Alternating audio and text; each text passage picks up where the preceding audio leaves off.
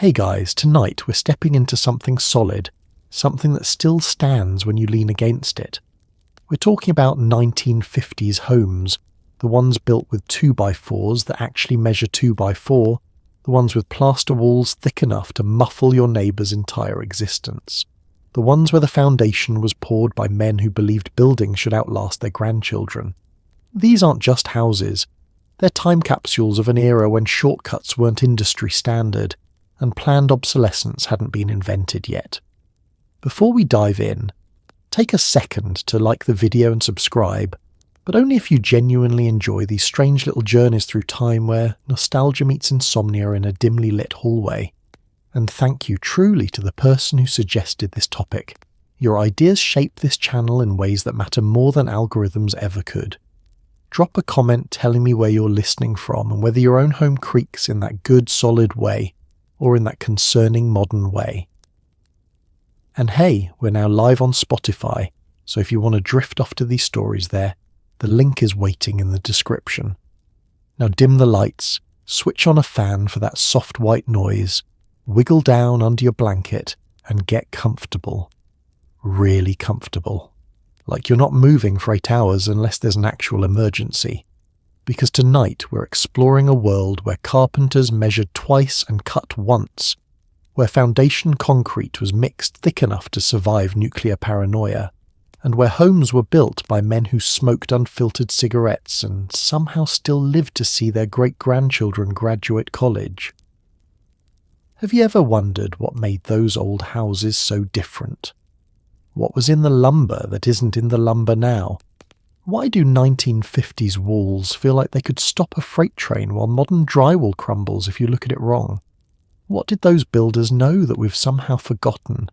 How did they manage to construct homes that are still standing, still solid, still worth renovating, while houses built last year are already settling in ways that make insurance adjusters nervous? And more importantly, could you build a house like that today? Would you even be allowed to, with modern codes, modern materials, and modern timelines that treat construction like a race instead of a craft? Well, congratulations, you've just woken up in 1953. There's a man on your block framing a house, and the sound of his hammer carries 3 streets over. The lumber smells like actual trees. The concrete truck just pulled up, and the driver's checking the mix with his hands because that's how you know it's right. And the house they're building? It's going to outlive everyone involved. Good luck keeping up. Let's start with what holds everything up. In 1953, when a contractor pours a foundation, he's not racing a clock or cutting corners to meet a deadline that some investor dreamed up in a boardroom. He's mixing concrete so thick you could build a bomb shelter with it, because half the neighbourhood probably has one anyway. The concrete truck arrives early, before the sun gets too high, and starts working against the pour. The driver backs up carefully, watching the foreman's hand signals, stopping exactly where the chute needs to be. The mix coming out of that truck is different from what you'd see today. It's heavier, denser, loaded with more cement and less air. You can see it in the way it flows, thick and slow, like dark honey that's been left in the cupboard too long. The crew spreads it with shovels and rakes, working it into the forms that were built yesterday from actual lumber, not the engineered panels that will be invented later. These forms are strong enough to hold back the weight without bowing, without leaking, without any of the anxiety that comes with modern pours where you're never quite sure if everything will hold. Someone's in the trench with a vibrator, working out the air pockets, making sure the concrete flows into every corner, around every rebar rod. There's rebar everywhere, more than the plans call for because the foreman believes in insurance. The steel grid looks like something designed to survive an earthquake, and in a way, that's exactly what it is. The concrete settles into place with a weight you can feel through your boots if you're standing close enough. It fills the forms completely, level, with the top smooth where it needs to be smooth.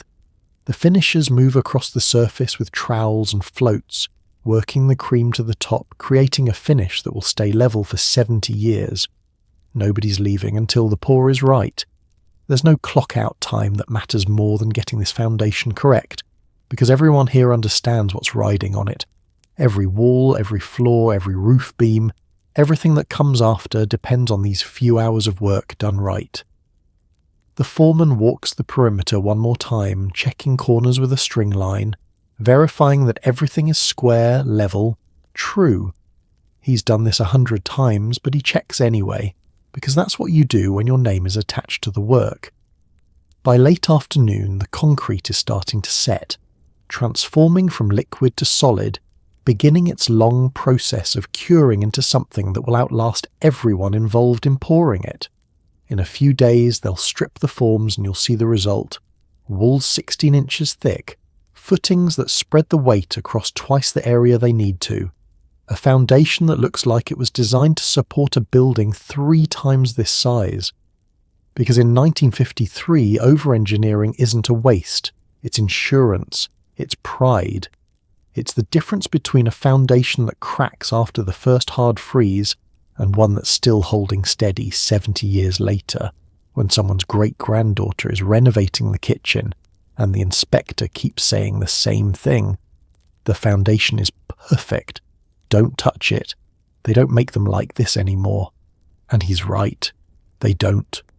The 2x4s stacked outside the construction site smell like the forest they came from last month. They're dense, heavy, still slightly damp from the mill. When the carpenter lifts one onto his shoulder, it doesn't flex like a diving board.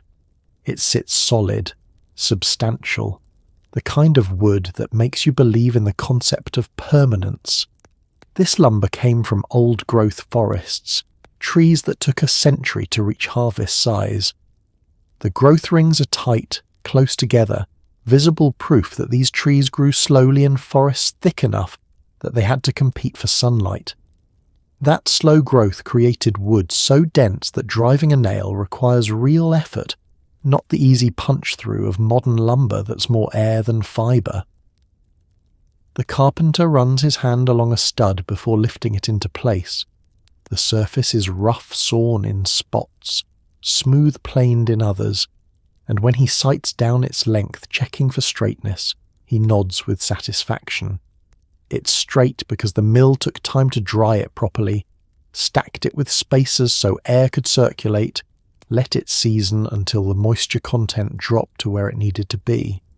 Modern lumber is kiln-dried in days, rushed through the process until it's dry enough to sell but not stable enough to stay straight. This lumber was air-dried for months, allowed to acclimate naturally, to surrender its moisture slowly without warping or twisting or developing the kind of internal stresses that show up later as cracks and bows. When he nails it into place, the carpenter uses real nails, thick ones, driven with a hammer that has weight and balance. 3 hits per nail, maybe 4. The nail sinks deep, biting into wood that accepts it and holds it like the nail has always been there. There's no nail gun, no compressed air, no rapid-fire assembly that sounds efficient but leaves half the nail sitting crooked or driven too deep. The framing goes up slowly, deliberately. Each stud is checked with a level before it's secured. Each corner is verified square. The carpenter marks his measurements with a pencil worn down to a stub, makes his cuts with a handsaw that requires muscle and attention, carries each piece to where it needs to go instead of tossing it across the floor. By the end of the day, you can walk through the framing and feel how solid it is. The walls don't shudder when you push on them.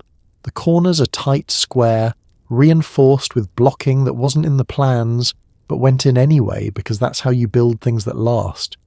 The whole structure smells like sawdust and sap, like something alive that's been transformed into shelter. This wood will still be here in 70 years, still straight, still solid, still doing its job without complaint. The carpenter who installed it will be long gone, but his work will remain, visible in every wall, every corner, every joint that stayed tight through decades of seasons and settlements and the slow, patient work of time. Before drywall became the default, there was plaster, thick, heavy, applied in layers over wooden lath strips that gave it something to grip. When the plasterer smooths his trowel across the wall, he's creating a surface that will harden into something closer to stone than paper, something that will still be there 70 years later, refusing to dent when you bump it with furniture. The lath goes up first, thin wooden strips nailed horizontally across the studs with gaps between each one. The gaps are crucial because the plaster will squeeze through them and form keys on the back side. Mechanical locks that hold everything together. This isn't glue or adhesive relying on chemical bonds that can fail. This is physical grip, like interlocking fingers. The plasterer mixes his material in a trough, adding water to the lime and sand until the consistency feels right under his trowel. He's done this long enough that he doesn't measure. He knows by feel, by the way it spreads, by how it holds on the trowel when he lifts it. This is craft, not science, though there's plenty of science happening in the chemical reactions that will turn this wet mixture into hardened stone. He applies the first coat, called the scratch coat, pressing it through the lath gaps so it mushrooms out on the backside. When it starts to set, he scratches it with a rake, creating horizontal grooves that the next coat will key into. It has to cure before he comes back, has to dry and harden and develop enough strength to support the next layer. The second coat, the brown coat, goes on thicker, building up the wall to nearly its final thickness. The plasterer works section by section, spreading the material with long, smooth strokes, checking with a straight edge to make sure the surface is flat. Any low spots get filled. Any high spots get scraped down. The wall is taking shape now, transforming from exposed lath to something that looks almost finished. The final coat, the finish coat, is thinner, smoother, almost white. This is where the skill shows. The plasterer works it with a trowel that's been worn smooth from years of use, spreading the material thin and even, creating a surface so smooth it barely needs sanding. In the corners, where walls meet ceiling, he works carefully, precisely, making sure the angles are crisp and clean. When he's finished, the wall is 3/4 of an inch thick, sometimes more. It's dense enough that when you knock on it, the sound is solid, dead, completely unlike the hollow boom of drywall. Sound doesn't travel through these walls easily. Music from one room stays in that room. Conversations remain private. The house feels quieter, more peaceful, insulated not just from temperature but from noise. These walls will take paint beautifully, hold nails without crumbling, survive decades of normal wear without cracking or denting. When someone finally decides to renovate 70 years from now, they'll discover that removing plaster walls requires a sledgehammer and serious commitment, because what went up easy isn't coming down easy. This isn't temporary. This is architecture that meant to stay. Underneath the living room carpet that won't be installed for another decade, there are oak planks 3/4 of an inch thick.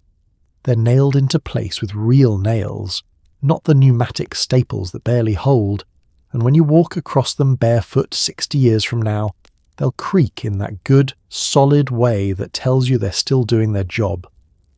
The flooring arrives in bundles, each plank tongue and grooved on the edges, cut from white oak or red oak, sometimes maple if the homeowner wants something harder.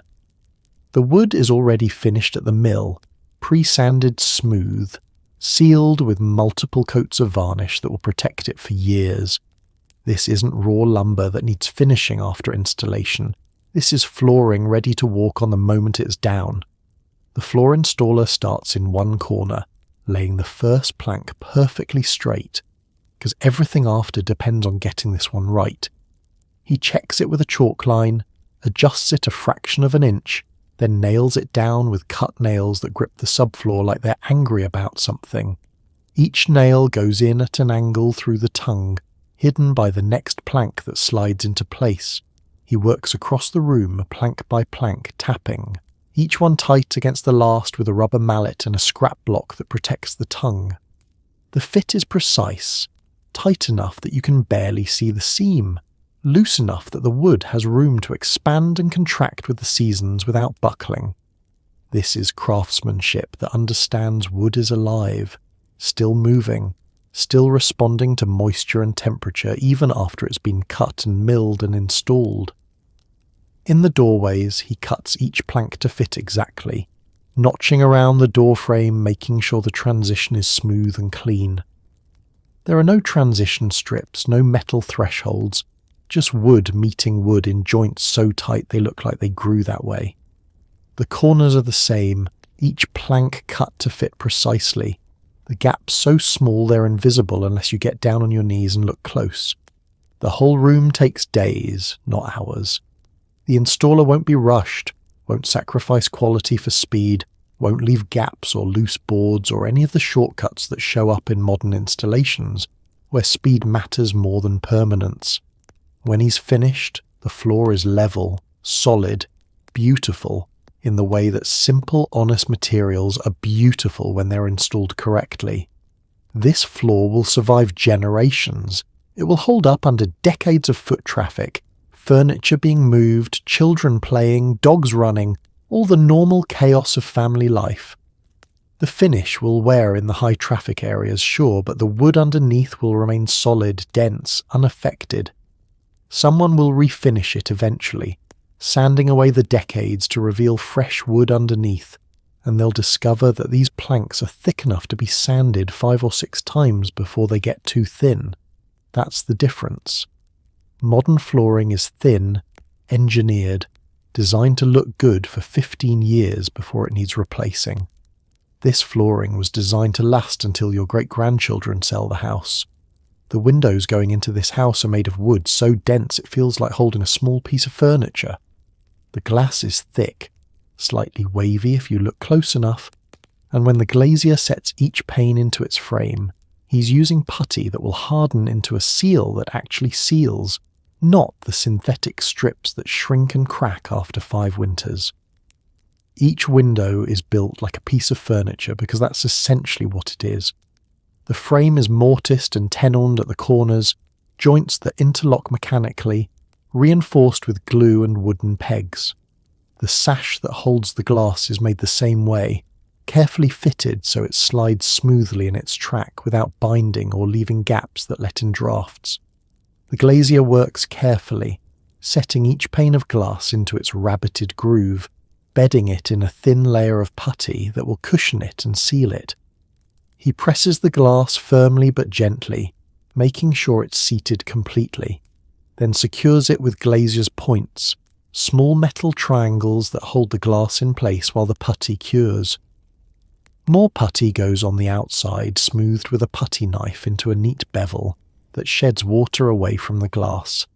The glass itself is real glass, thick and solid, with enough weight that you can feel it when you lift a pane. It's not the thin, flexible glass that will be manufactured later, the stuff that sounds hollow when you tap it. This glass is substantial, and when you look through it, the world outside is clear and sharp, maybe slightly wavy near the edges where the manufacturing process left its signature, but honest and real in a way that modern glass somehow isn't. The window frame gets painted before installation, multiple coats of oil-based paint that soaks into the wood and creates a barrier against moisture. The sash gets painted too, carefully, making sure paint doesn't get into the tracks where it would bind. When the paint dries, the whole assembly is solid, protected, ready to face decades of weather without rotting or warping or failing. Installation takes time. The window has to be shimmed level and plumb, checked and rechecked before it's secured. The gaps around the frame get packed with oakum or cotton batting, then sealed with more paint. The trim goes on last, mitered precisely at the corners, nailed in place with finished nails that disappear under a final coat of paint. These windows will open and close smoothly for decades. The ropes and pulleys that counterbalance the sash will last long enough that most people will forget how they work. The the glass will stay. Clear and unbroken through countless storms, the frames will remain square and solid, and when someone finally decides to replace them with modern vinyl windows, they'll need a crowbar and determination, because what went in solid is staying solid. The difference is simple. These windows were built to be repaired, not replaced. The sash can be taken apart and reglued. The glass can be replaced if it breaks. The ropes can be restrung. Every part is serviceable, fixable, designed with the understanding that windows should last as long as the house they're installed in. Up on the peak, the roofers are laying asphalt shingles that weigh 3 times what modern shingles do. Each one is thick, reinforced with layers of felt and tar, designed not just to cover the roof but to protect it, to create a barrier so effective that the wood underneath will stay dry for decades, untouched by rot or mould or the kind of water damage that turns attics into science experiments. The work starts with the sheathing. Solid planks nailed across the rafters, each board tight against the next. This isn't plywood or OSB, those engineered products that will be invented later and marketed as improvements, but will delaminate the first time they get wet. This is real lumber, 1x6s or 1x8s, creating a solid deck that could support the weight of the entire crew without flexing. Over the sheathing goes tar paper, heavy black felt saturated with asphalt, rolled out in overlapping courses that shed water like shingles themselves. Each course overlaps the one below by at least 6 inches, creating a redundant waterproof layer that serves as insurance against any shingle that might fail. The paper is tacked in place temporarily, just enough to hold it until the shingles go on. The shingles themselves are heavy enough that carrying a bundle up the ladder requires actual effort. Each shingle is thick 3-tab design, coated with mineral granules that will protect the asphalt from UV damage and give the roof its colour. They're not the thin, flexible shingles that will dominate the market in 50 years, the ones that curl and crack and need replacing every 15 years. These are built to last 30 years, maybe 40 if the roof faces north and doesn't take full sun all day. The roofer starts at the bottom edge, working his way up, each course overlapping the one below. The shingles are nailed with galvanized roofing nails, 4 per shingle, placed precisely so the next course covers them. No nail heads are exposed. Everything is sealed, layered, designed to shed water no matter which direction the wind is blowing. At the peak, where 2 roof planes meet, a ridge vent will be installed later, but for now, the roofer just makes sure the shingles from each side overlap properly, creating a waterproof seal. The valleys, where water will concentrate during storms, get extra attention, lined with metal flashing that's soldered at the seams and extends well under the shingles on both sides. Around the chimney, the flashing is stepped, each piece overlapping the one below, tucked under shingles and mortared into the brick. This is the detail that separates good roofs from bad ones, and the roofer takes his time making sure every edge is sealed, every potential leak path is blocked. By the time he's finished, the roof is a system, not just a covering. Multiple layers of protection, redundant water barriers, properly installed flashing at every transition and penetration. This roof will keep the house dry through decades of storms, will shed snow without damage, will survive hail that would destroy modern roofing. When someone inspects this roof 70 years from now, they'll find shingles that are worn but still functional, flashing that's still sealed, and sheathing underneath that's dry and solid, because the roof did its job. The electrician wiring this house treats every connection like it's going into his own mother's bedroom. He wraps each wire junction with electrical tape so thoroughly it looks like a small cocoon, tests every outlet twice, and installs a breaker box built from metal so heavy you could use it as a boat anchor. Nothing in this system is disposable or temporary. Everything is meant to last. The wire itself is copper, solid copper, not the aluminum that will be tried and abandoned in a few decades after it causes enough house fires to become an insurance problem. Each wire is sheathed in cloth-wrapped rubber insulation, not the cheapest plastic that will become brittle and crack after 20 years. The wire is substantial, thick enough that you can feel the quality when you handle it.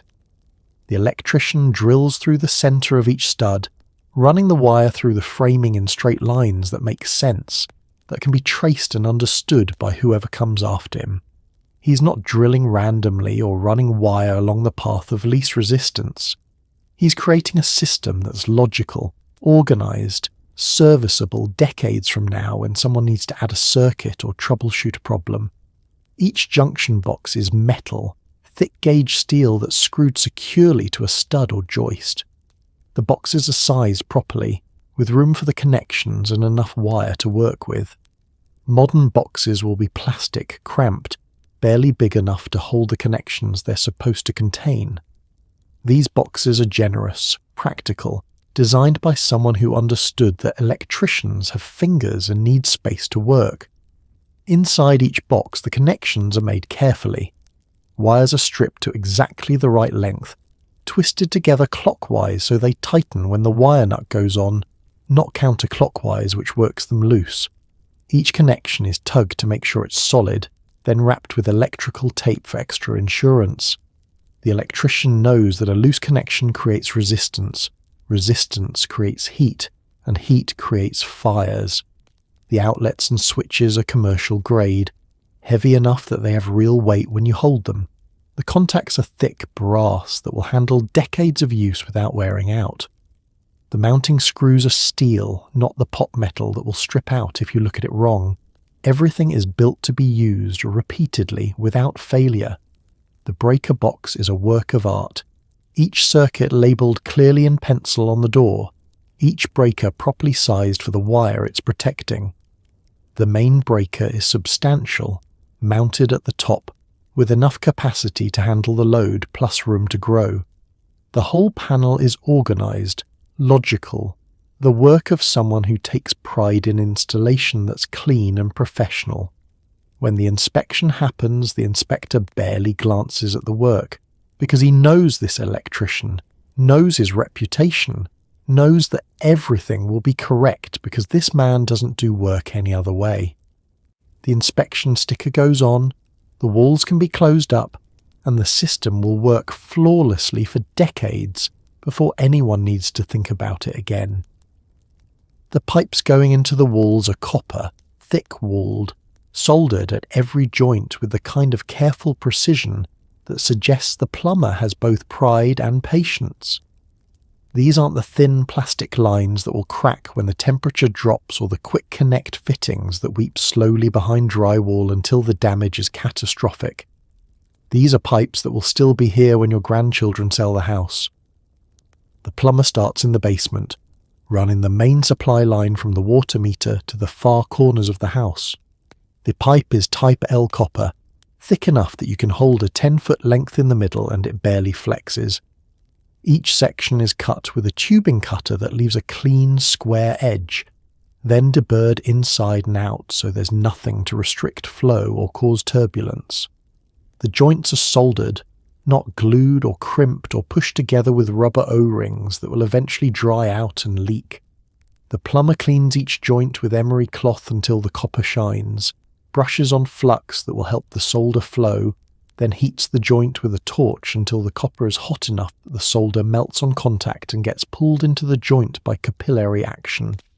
Each joint gets enough solder to fill the gap completely, but not so much that it creates a blob inside that restricts flow. The plumber wipes each joint with a rag while it's still hot, cleaning off the excess flux, and leaving behind a neat ring of solder that shows the joint is complete.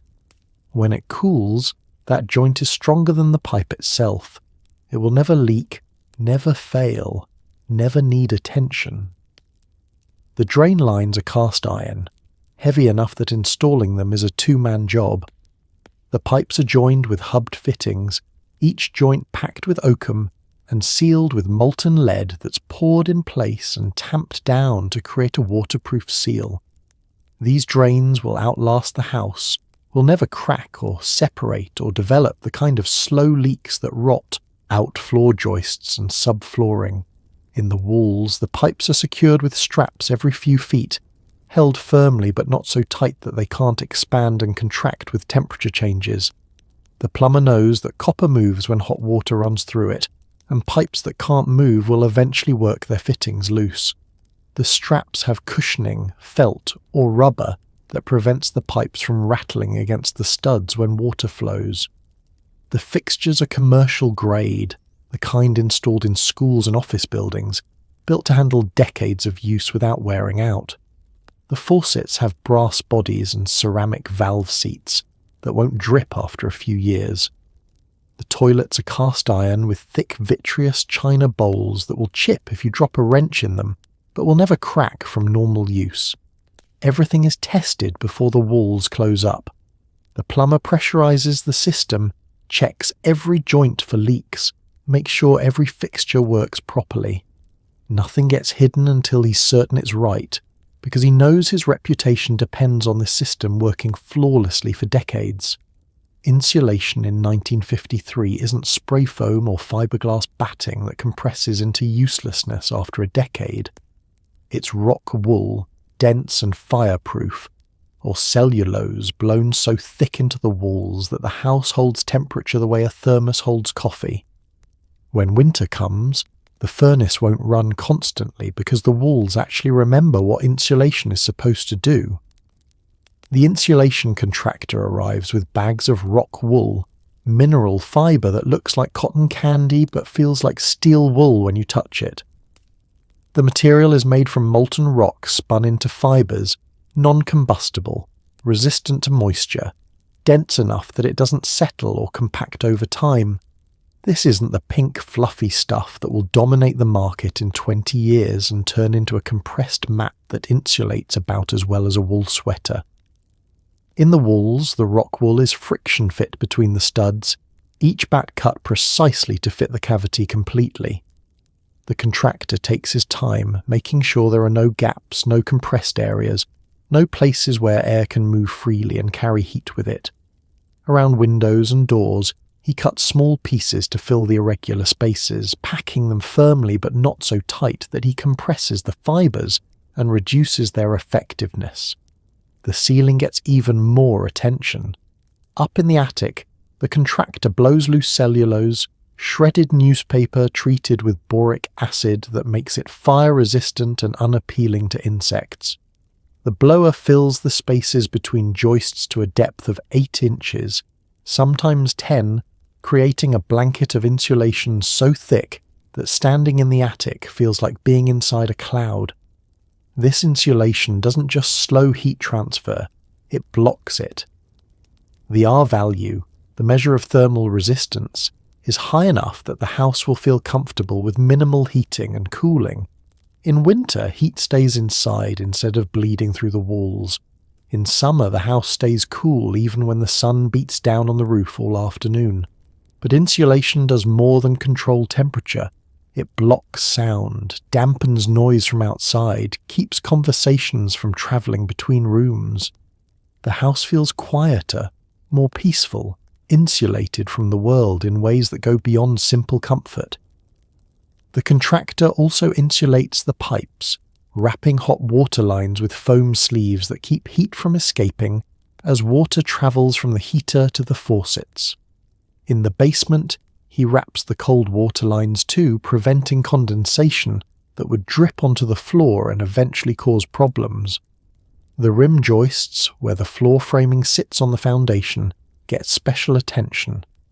These are natural thermal bridges, places where heat can escape easily, so the contractor packs them with insulation, cutting pieces to fit exactly, making sure every inch is covered.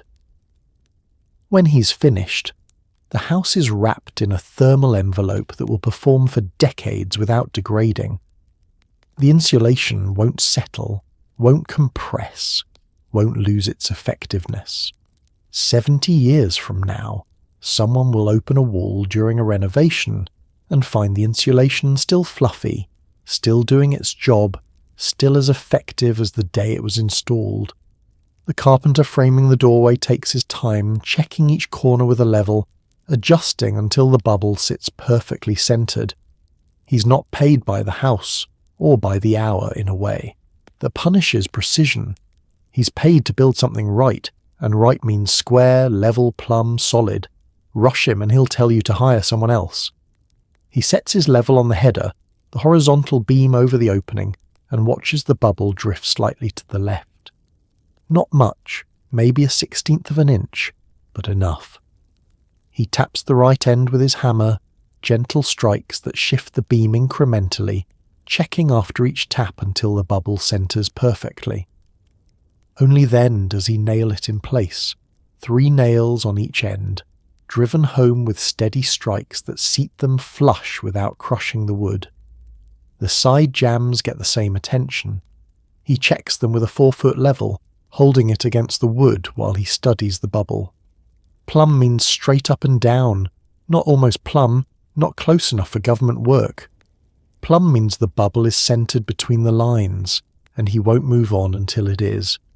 At the bottom, where the jambs meet the floor, he notches them carefully to fit around the flooring, cutting with a handsaw that leaves a clean edge. The cuts are precise, measured twice and cut once, the old carpenter's mantra that saves wood and prevents mistakes. He test fits each piece before committing, because fixing mistakes takes longer than avoiding them. The door itself is solid wood, heavy enough that hanging it requires attention to detail. The hinges are mortised into the jamb and the door edge, cut with a chisel until the hinge leaf sits perfectly flush with the wood surface.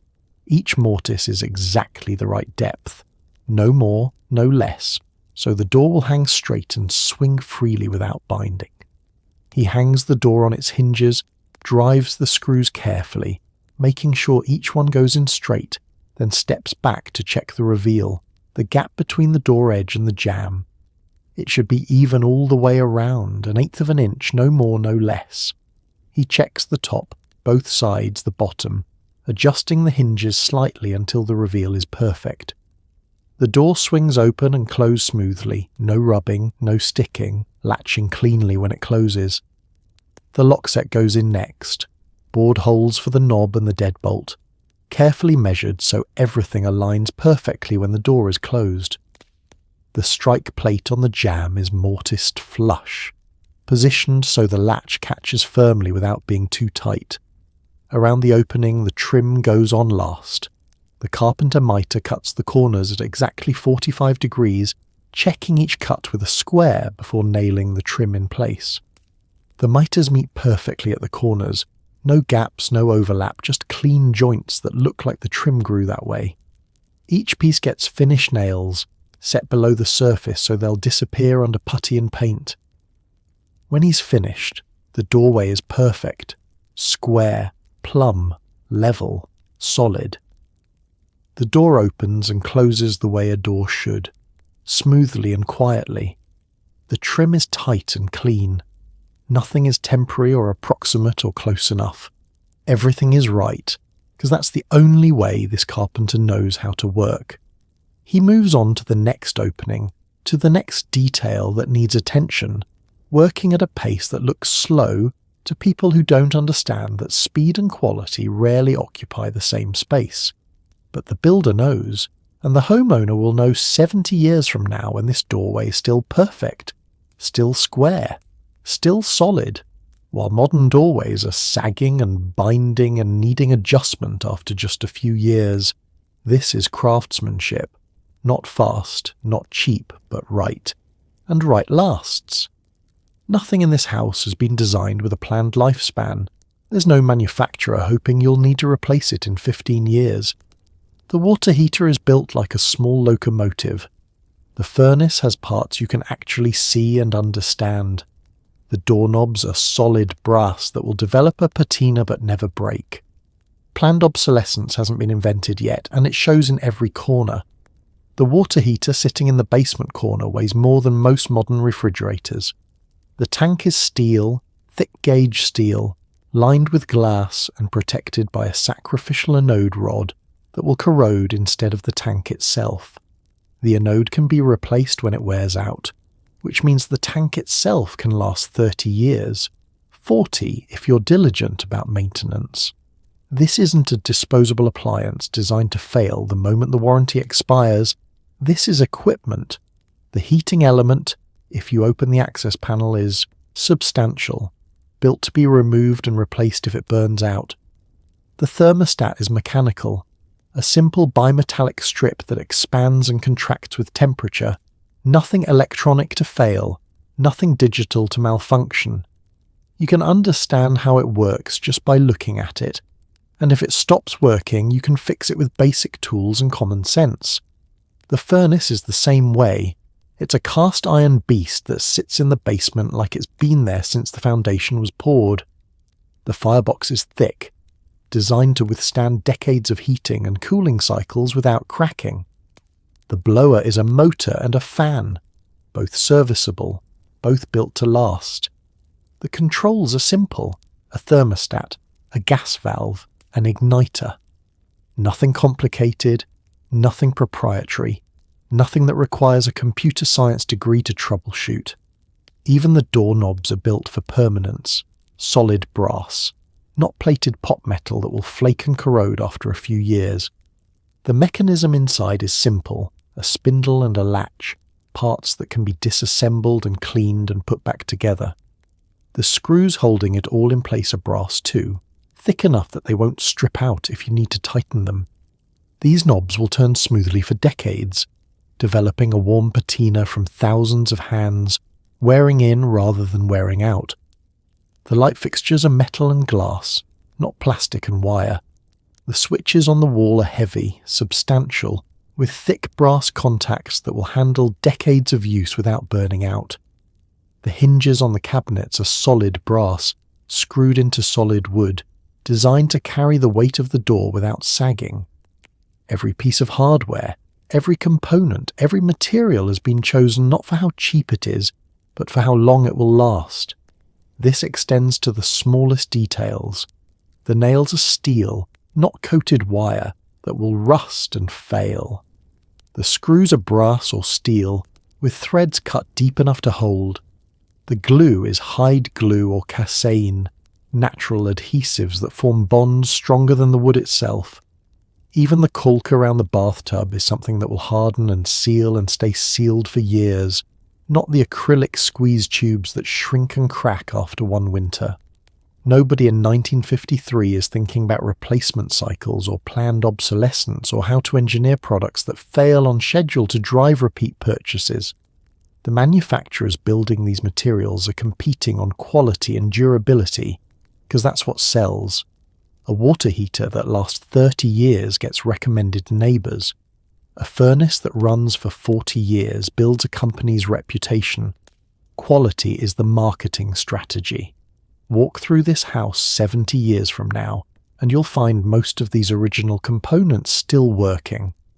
The water heater might have been replaced once, maybe twice. The furnace might be on its second or third generation. But the doorknobs will still turn smoothly, the hinges will still swing true, and the light switches will still click with that solid, satisfying feel that tells you something was built right. Because in 1953, products were made to be repaired, not replaced. And that simple philosophy is written into every material, every component, every piece of hardware in this house. The basement walls are made of concrete blocks laid by a mason who learned his trade from his father. Each block is set in mortar mixed thick, tapped into place with a trowel handle, checked with a string line. When he's finished, these walls will hold back earth and water pressure for decades without bowing, without cracking, without giving an inch. The blocks themselves are heavy, dense, made with more cement and less air than modern blocks. When you lift one, you feel the weight immediately solid and substantial in a way that makes you trust it instinctively. These aren't the lightweight blocks that will be manufactured later, the ones filled with so much air they almost float, the ones that crumble if you drop them wrong. The mason starts at the corner, laying the first course directly on the footer. That thick concrete base poured weeks ago and cured hard as bedrock. He spreads a bed of mortar, furrows it with his trowel to create suction, then sets the first block. He taps it with the trowel handle, checking it with his level, adjusting until it sits perfectly level and plumb. This corner block is critical.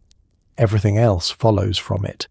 He builds up the corner 4 or 5 courses high, stepping each block back to create a lead, a guide for the rest of the wall.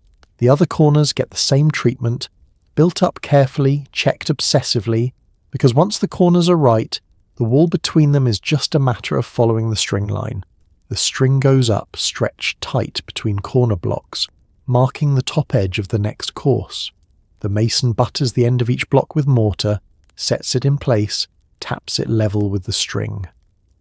The mortar squeezes out from the joints as the block settles, and he scrapes off the excess with his trowel, a quick, practiced motion that wastes nothing.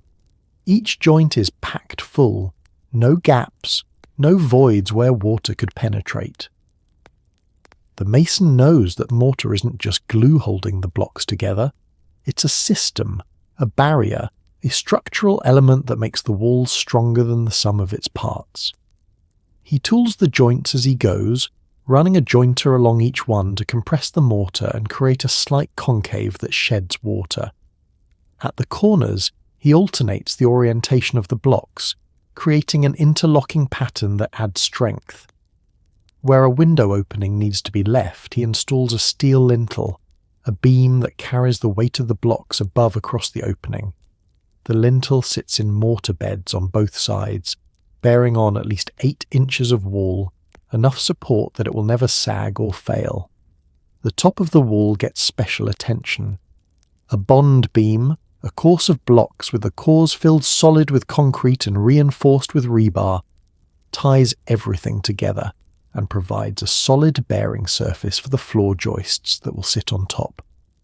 The mason strikes this course especially carefully, making sure the top is level all the way around the perimeter, because any variation here will complicate the framing. When he's finished, the walls are plumb, level, solid, and strong. The mortar joints are crisp and uniform. The corners are perfectly vertical. The whole assembly looks like it could hold back an ocean, and in a way that's exactly what it's designed to do, holding back the earth pressing against it, the water table trying to seep through, the slow, patient pressure of decades. These walls will still be perfect 70 years from now, still plumb, still solid, still doing their job without complaint. The mason who built them will be long gone, but his work will remain, a monument to the idea that some things should be built to last forever. Inside the walls, where no camera will ever see, the builder adds blocking between studs, reinforces corners, doubles up headers over windows. These aren't code requirements. These are the things you do when you believe buildings should be solid, when you understand that the hidden work matters just as much as the visible work, when your reputation depends on houses that don't fall apart. The blocking goes in between studs at mid-height, short horizontal pieces that prevent the studs from twisting, that provide backing for drywall or plaster, that add rigidity to the wall.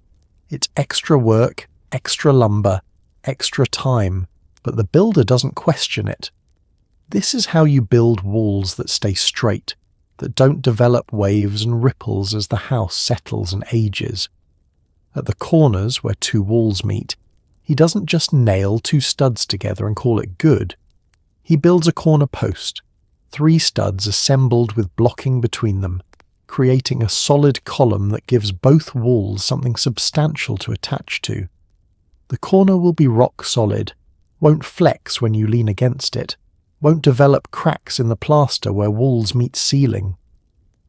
Above each window and door opening, the header is doubled up, 2 2x10s or 2x12s sandwiched together, even though a single board would probably be enough for the span. The builder knows that headers carry the weight of everything above them, that they're working every moment, and that doubling them is cheap insurance against sagging and settling. The joints where walls meet ceiling get extra attention too. Backing blocks go in, nailers that give the ceiling material something solid to attach to, that prevent cracks from forming at this stress point. Modern builders skip this step, and you can see the result in every house built in the last 30 years. Cracks running along the ceiling line, gaps opening up as the house moves and settles. Even the fire blocking, the horizontal pieces required by code to slow the spread of flames up through the wall cavities, is installed carefully, cut to fit snug between studs, nailed firmly in place. The builder knows that in a fire these pieces might buy the family precious minutes to get out, and that's enough reason to install them right. Where plumbing or electrical runs through studs, he adds metal plates to protect the pipes and wires from wayward nails during finishing. These plates are thin galvanized steel, nailed over the holes drilled through framing, ensuring that nobody hanging drywall or nailing trim will accidentally puncture a pipe or sever a wire. It's a small detail that prevents catastrophic problems. At the bottom of walls, the plates that sit on the subfloor are treated lumber or redwood, resistant to moisture and rot. Even though they'll be covered and protected, even though they'll probably never get wet, the builder uses rot-resistant material, because that's what you do when you're building for the long term. The subfloor itself gets glued as well as nailed, a bead of construction adhesive on every joist before the plywood goes down. This isn't code, isn't required, but it eliminates squeaks, stiffens the floor, creates a connection that won't work loose over time. It's the kind of detail nobody will notice until they walk through the house 70 years later and realize the floors don't squeak. All of this hidden work, these details that nobody photographs, that don't show up in the final inspection, that the homeowner will never see, this is what separates houses that last from houses that fall apart. It's the measure of a builder's integrity, the proof that quality matters even when nobody's watching. Because the builder knows something that modern construction has forgotten. The hidden work is the important work, and cutting corners where nobody can see is the fastest way to build a house that won't stand the test of time. Before the hardwood goes down, there's a subfloor of thick planks laid diagonally across the joists, each board nailed every 6 inches. It's overkill by modern standards, excessive, wasteful even. But when you walk across this floor 60 years later, it won't bounce, won't sag, won't squeak. It will feel like walking on something that was built to stay put. The subfloor boards are 1x6s, real 1x6s that measure a full inch thick, not the 3/4 inch nominal lumber that will become standard later. They're tongue and groove on the edges, each board locking into the next, creating a continuous surface that acts as a single structural unit rather than a collection of individual pieces. The carpenter starts in one corner, laying the first board at a 45-degree angle to the joists. This diagonal installation is crucial. It prevents the joints in the subfloor from lining up with the joints in the finish floor that will go on top, eliminates any possibility of the 2 layers telegraphing through to each other. It also adds tremendous rigidity, turning the floor into a giant diagonal brace that stiffens the entire structure. Each board gets nailed to every joist it crosses, 2 nails per joist, driven by hand with a hammer that has weight and balance. The carpenter doesn't use a nail gun, doesn't rely on air pressure and friction to seat the nails. He drives each one home with 3 or 4 solid strikes, feeling when the nail is flush, when it's properly seated without being overdriven. The boards are fitted tightly together, each tongue fully seated in the groove before nailing. The carpenter uses a block and hammer to tap them into place, forcing them tight, eliminating any gaps. When the floor is finished, you won't be able to slide a knife blade between boards anywhere in the room. At the walls, where the subfloor meets the perimeter, the boards are cut to fit precisely, following the line of the wall, leaving just enough gap for expansion without creating voids that would compromise the structure. Each cut is made with a handsaw, measured carefully, test fit before the final cut commits the board. The diagonal installation means more cutting, more waste, more labour, but the results are worth it. The floor is rigid, solid, completely resistant to deflection. Walk across it, and you feel the difference immediately. There's no bounce, no give, no sense that you're walking on something suspended between supports. It feels like walking on a concrete slab. This rigidity eliminates squeaks. Squeaks happen when boards move against each other or against nails. Friction, creating noise. But these boards aren't moving. They're held too tightly, nailed too securely, fitted too precisely. The entire floor acts as a single, structural diaphragm, each board supporting its neighbours, the whole assembly locked in place.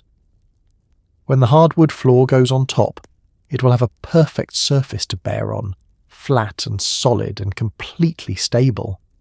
The finish floor won't have to do any structural work. It can just sit there and look beautiful, supported by a subfloor that's doing all the heavy lifting. 70 years from now, when someone renovates the house and pulls up the hardwood to refinish it, they'll discover this subfloor underneath, still tight, still solid, still perfectly flat. They might marvel at the diagonal installation, at the tongue and groove boards, at the sheer amount of lumber and labour that went into something nobody was ever supposed to see.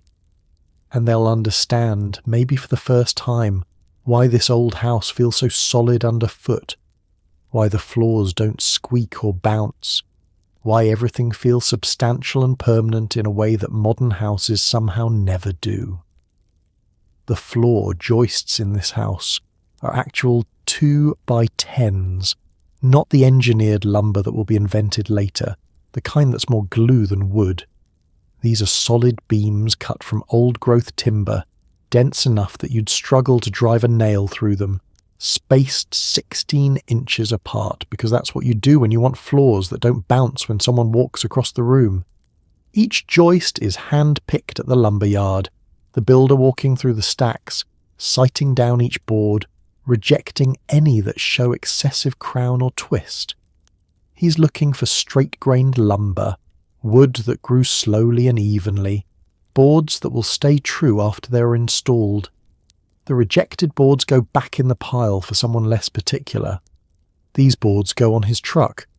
At the site, the joists are laid out across the sill plate, that pressure-treated board that sits on top of the foundation and provides a bearing surface for the framing. Each joist is set on layout, 16 inches on centre, measured from the centre of one joist to the centre of the next. This spacing is sacred, unchanged for generations, the product of trial and error that determine the optimal balance between material cost and structural performance. The builder checks the crown of each joist before installing it, that slight bow that exists in almost every board. He makes sure the crown points up, so the weight of the floor will flatten it rather than exaggerate it. It's a small detail that makes a significant difference in how the floor performs over decades. Each joist is toe-nailed to the sill plate, 3 nails driven at an angle through the joist into the plate below. The builder drives them carefully, angling the nails so they bite deep into both pieces of wood, creating a connection that's mechanically sound. No hurricane clips, no metal hangers, just wood joined to wood with steel nails driven by hand.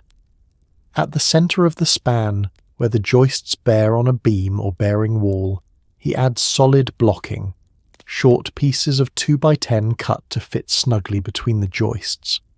This blocking prevents the joists from twisting, from rotating under load, and it transfers weight between adjacent joists, so the floor acts as a unified system rather than a collection of individual members.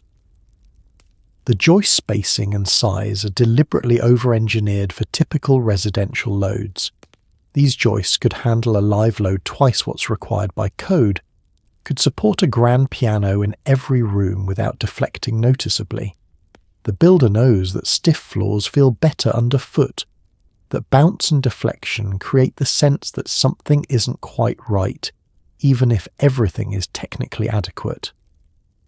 At the perimeter, where the joists meet the rim joist, that board that caps the ends and creates the edge of the floor platform, everything is aligned carefully. The top edge of every joist is flush with the top of the rim, creating a continuous flat surface for the subfloor. Any joist that's slightly high gets planed down. Any joist that's slightly low gets shimmed up. The result is a perfectly flat surface, no humps or dips, ready for the subfloor. The rim joist itself is doubled, two 2x10s nailed together, creating a rigid perimeter that won't flex or bow. This doubled rim joist acts as a beam, distributing any concentrated loads along the edge of the floor, preventing the kind of sagging that happens in modern construction, where single rim joists gradually give way under the weight of exterior walls. When the subfloor goes on, it will transform this grid of individual joists into a single structural diaphragm, locking everything together, making the floor system work as a unified whole. But even before the subfloor, even with just the joists installed, you can walk across this floor and feel how solid it is, how little it gives, how much confidence it inspires. This is a floor that will support anything the homeowners want to put on it, will last longer than the house itself, will still be structurally sound when someone's great-grandchildren are arguing about whether to renovate or rebuild. The siding going on this house is wood, thick clapboards that overlap like shingles, each one primed and painted before installation. Behind it, there's tar paper that actually repels water, not the house wrap that will be invented later and torn by every strong breeze. This exterior will face 50 years of rain, snow, sun, and wind, and when someone finally decides to replace it, they'll find the sheathing underneath still dry and solid. The clapboards are cedar or pine, 3/4 of an inch thick at the butt edge, tapering to a thin edge at the top. Each board is 12 to 16 feet long enough to span most walls without joints. They arrive from the mill already primed on all surfaces, front, back and edges, sealed against moisture before they ever see the weather. Before installation, each board gets a finish coat of oil-based paint, white or cream or whatever colour the homeowner chose, applied generously and allowed to dry completely. This pre-painting is critical.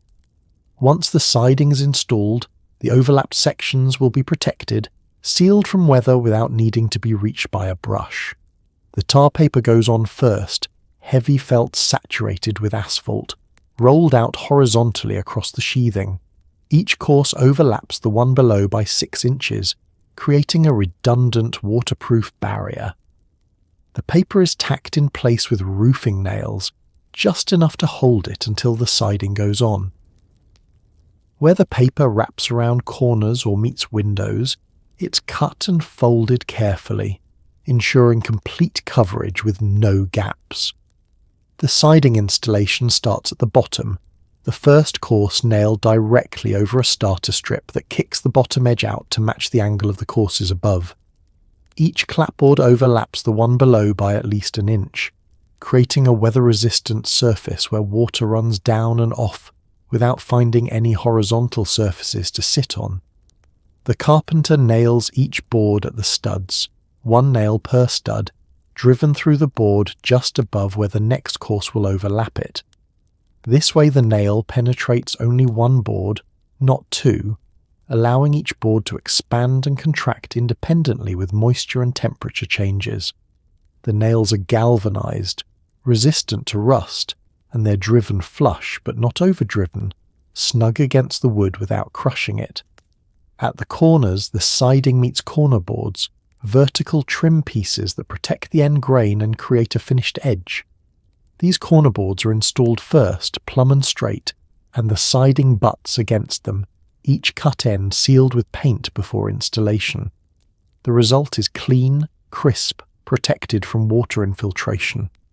Around windows, the siding tucks under the window trim, which extends past the siding and acts as a drip edge, directing water away from the joint. Every detail is designed with water management in mind. Every joint is positioned to shed water rather than collect it. Every edge is protected and sealed. The overlap system means that wind-driven rain can't penetrate. Water might get behind the first layer, but the second layer stops it. Even if moisture gets past the siding, the tar paper sheds it to the outside before it can reach the sheathing. Multiple barriers, redundant protection, the philosophy that one layer might fail but two won't. This siding will weather beautifully, developing a patina that adds character rather than detracts from appearance. The paint will need refreshing every 10 years or so, but the wood underneath will remain sound, protected by the initial prime coat that sealed the grain. When UV light and weather finally degrade the surface, a pressure washer and fresh paint will restore it completely. 50 years from now, when someone decides the siding has served its time and should be replaced, they'll pull it off and find the tar paper still intact, still doing its job. The sheathing underneath will be dry, solid, showing no signs of water damage or rot. The siding did its job, protected the structure, proved that simple materials installed correctly can outlast complicated systems installed poorly.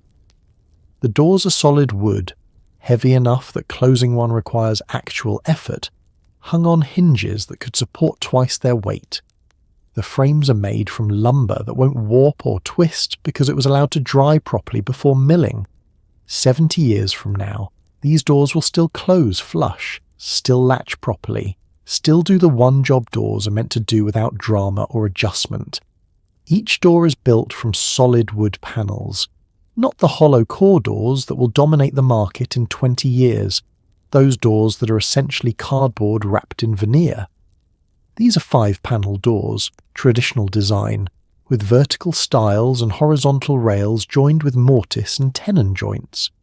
The panels floating in grooves that allow them to expand and contract with humidity.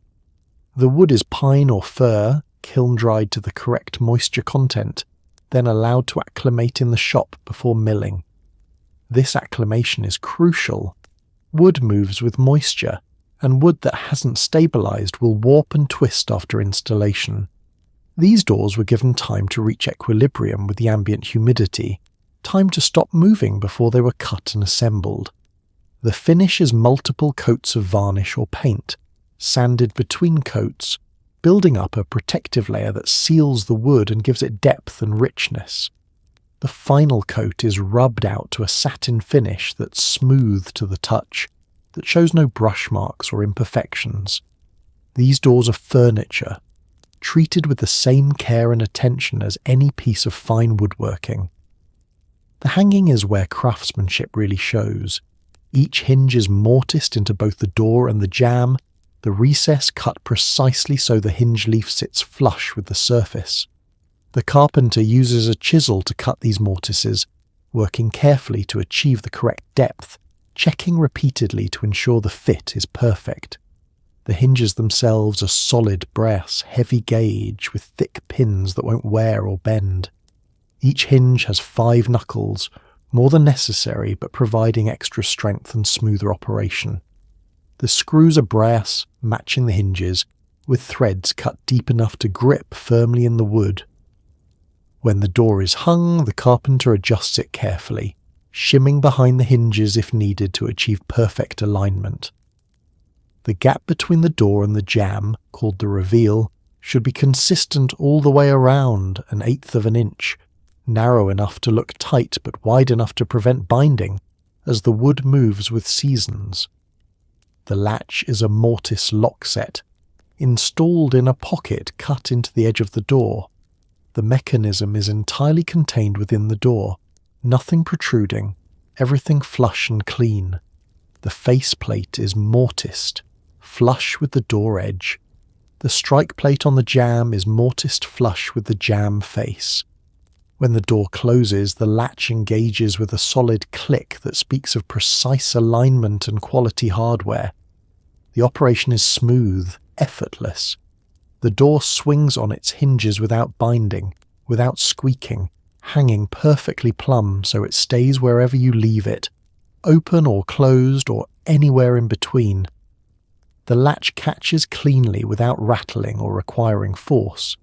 Everything works the way it should, the way it was designed to work, the way it will continue to work for decades. This isn't complicated technology. It's simple mechanical devices, precision-made and carefully installed. But that simplicity and precision are why these doors will still be working 70 years from now, while modern doors are sagging, binding, refusing to latch, needing adjustment and replacement. Because quality doesn't require complexity. It requires care, good materials and attention to detail. This door has all three, visible in every panel, every joint, every piece of hardware. It's a door that will outlast everyone who walks through it. The kitchen cabinets aren't particle board boxes covered in laminate. They're made from solid wood by a Finnish carpenter who cuts dovetail joints for the drawers and uses real wood glue that will outlast the house itself. The doors hang on brass hinges that will never sag. The shelves are thick enough to hold cast iron without bowing. These aren't temporary, these are furniture. The carpenter builds these cabinets in his shop, not on site where dust and weather and rushed schedules compromise quality. He starts with solid maple or oak, kiln-dried lumber that he's allowed to acclimate in his shop for weeks before cutting. The wood is stable, predictable, ready to be worked without surprises. The cabinet boxes are joined at the corners with dado joints, grooves cut into one piece that accept the edge of another, glued and screwed for a connection that's both mechanical and chemical. The backs are solid wood panels, not the thin plywood or cardboard that will become standard later, fitted into rabbited grooves that hold them firmly while allowing seasonal movement. The drawers are works of art, traditional dovetail joints at each corner, the interlocking pins and tails cut by hand with a saw and chisel, fitted so precisely that they slide together with gentle pressure and hold without glue. These joints are stronger than the wood itself, will never pull apart, will survive decades of daily use without loosening. The drawer bottoms are solid wood panels, floating in grooves cut into the drawer sides, allowed to expand and contract with humidity. The panels are thick enough that they won't warp or sag even when loaded with heavy utensils.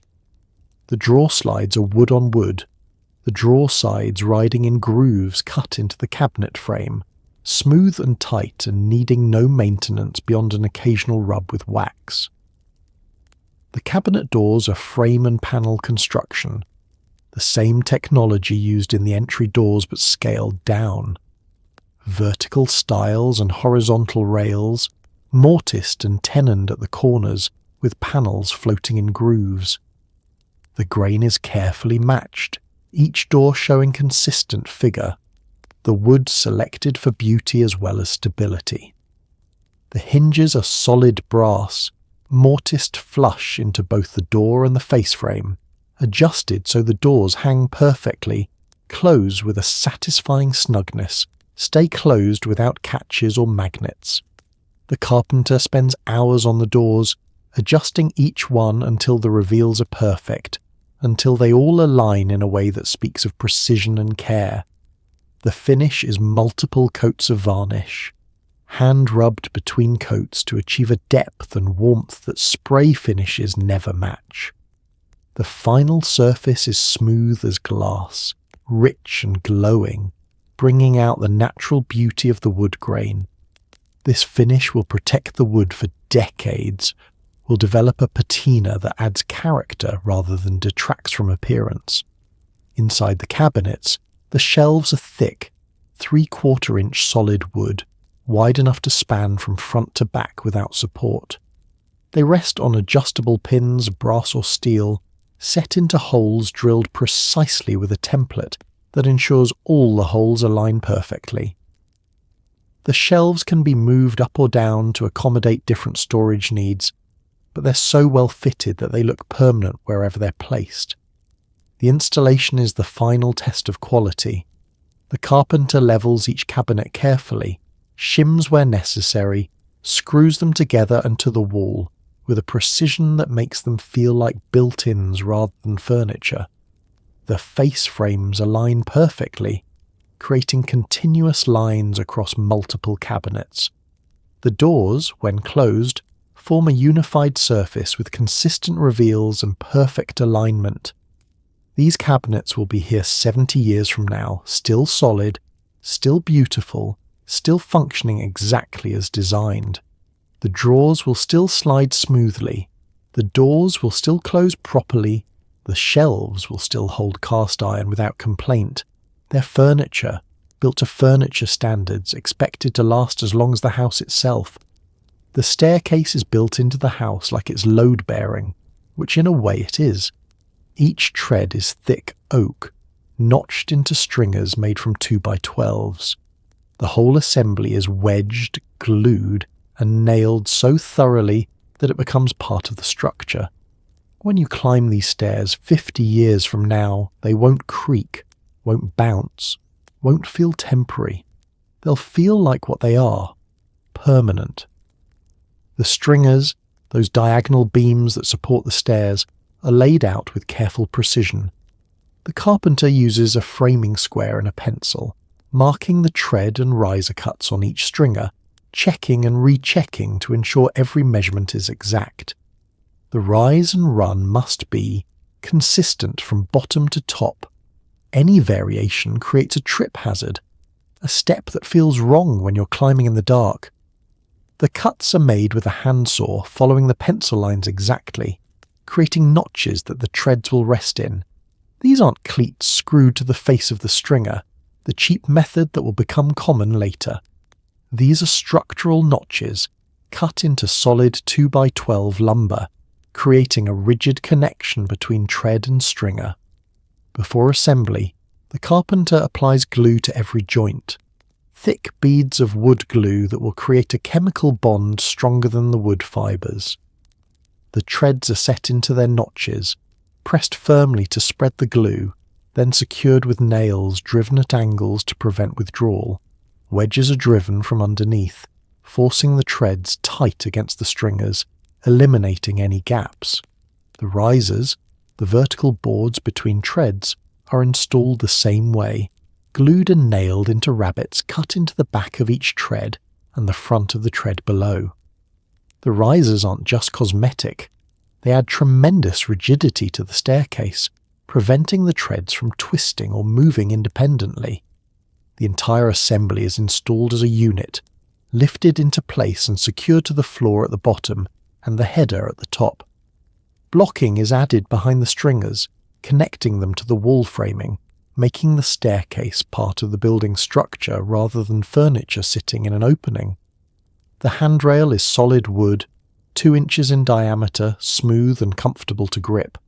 It's supported by balusters every 6 inches, each one mortised into the tread and the underside of the rail, creating a rigid assembly that won't rack or wobble. The newel posts at the bottom and top are 4x4 solid lumber, through bolted to the framing, capable of supporting the weight of the entire staircase if necessary. The finish is the same as the floors, multiple coats of varnish that protect the wood and bring out its natural beauty. The treads are finished especially carefully, with extra coats on the wear surface, because these will see constant traffic and need maximum protection. The result is a staircase that feels absolutely solid underfoot. Each step is rock steady, no bounce, no flex, no sense that you're trusting your weight to something that might give way. The handrail is firmly attached, providing real support rather than decorative suggestion. The whole assembly feels like it grew there, like it's as permanent as the foundation. 50 years from now, these stairs will still be perfect. The treads won't creak, the rail won't wobble, the finish will be worn in the centre of each tread, showing the path of millions of footsteps, but the structure underneath will be unchanged, still solid, still safe, still doing its job without complaint.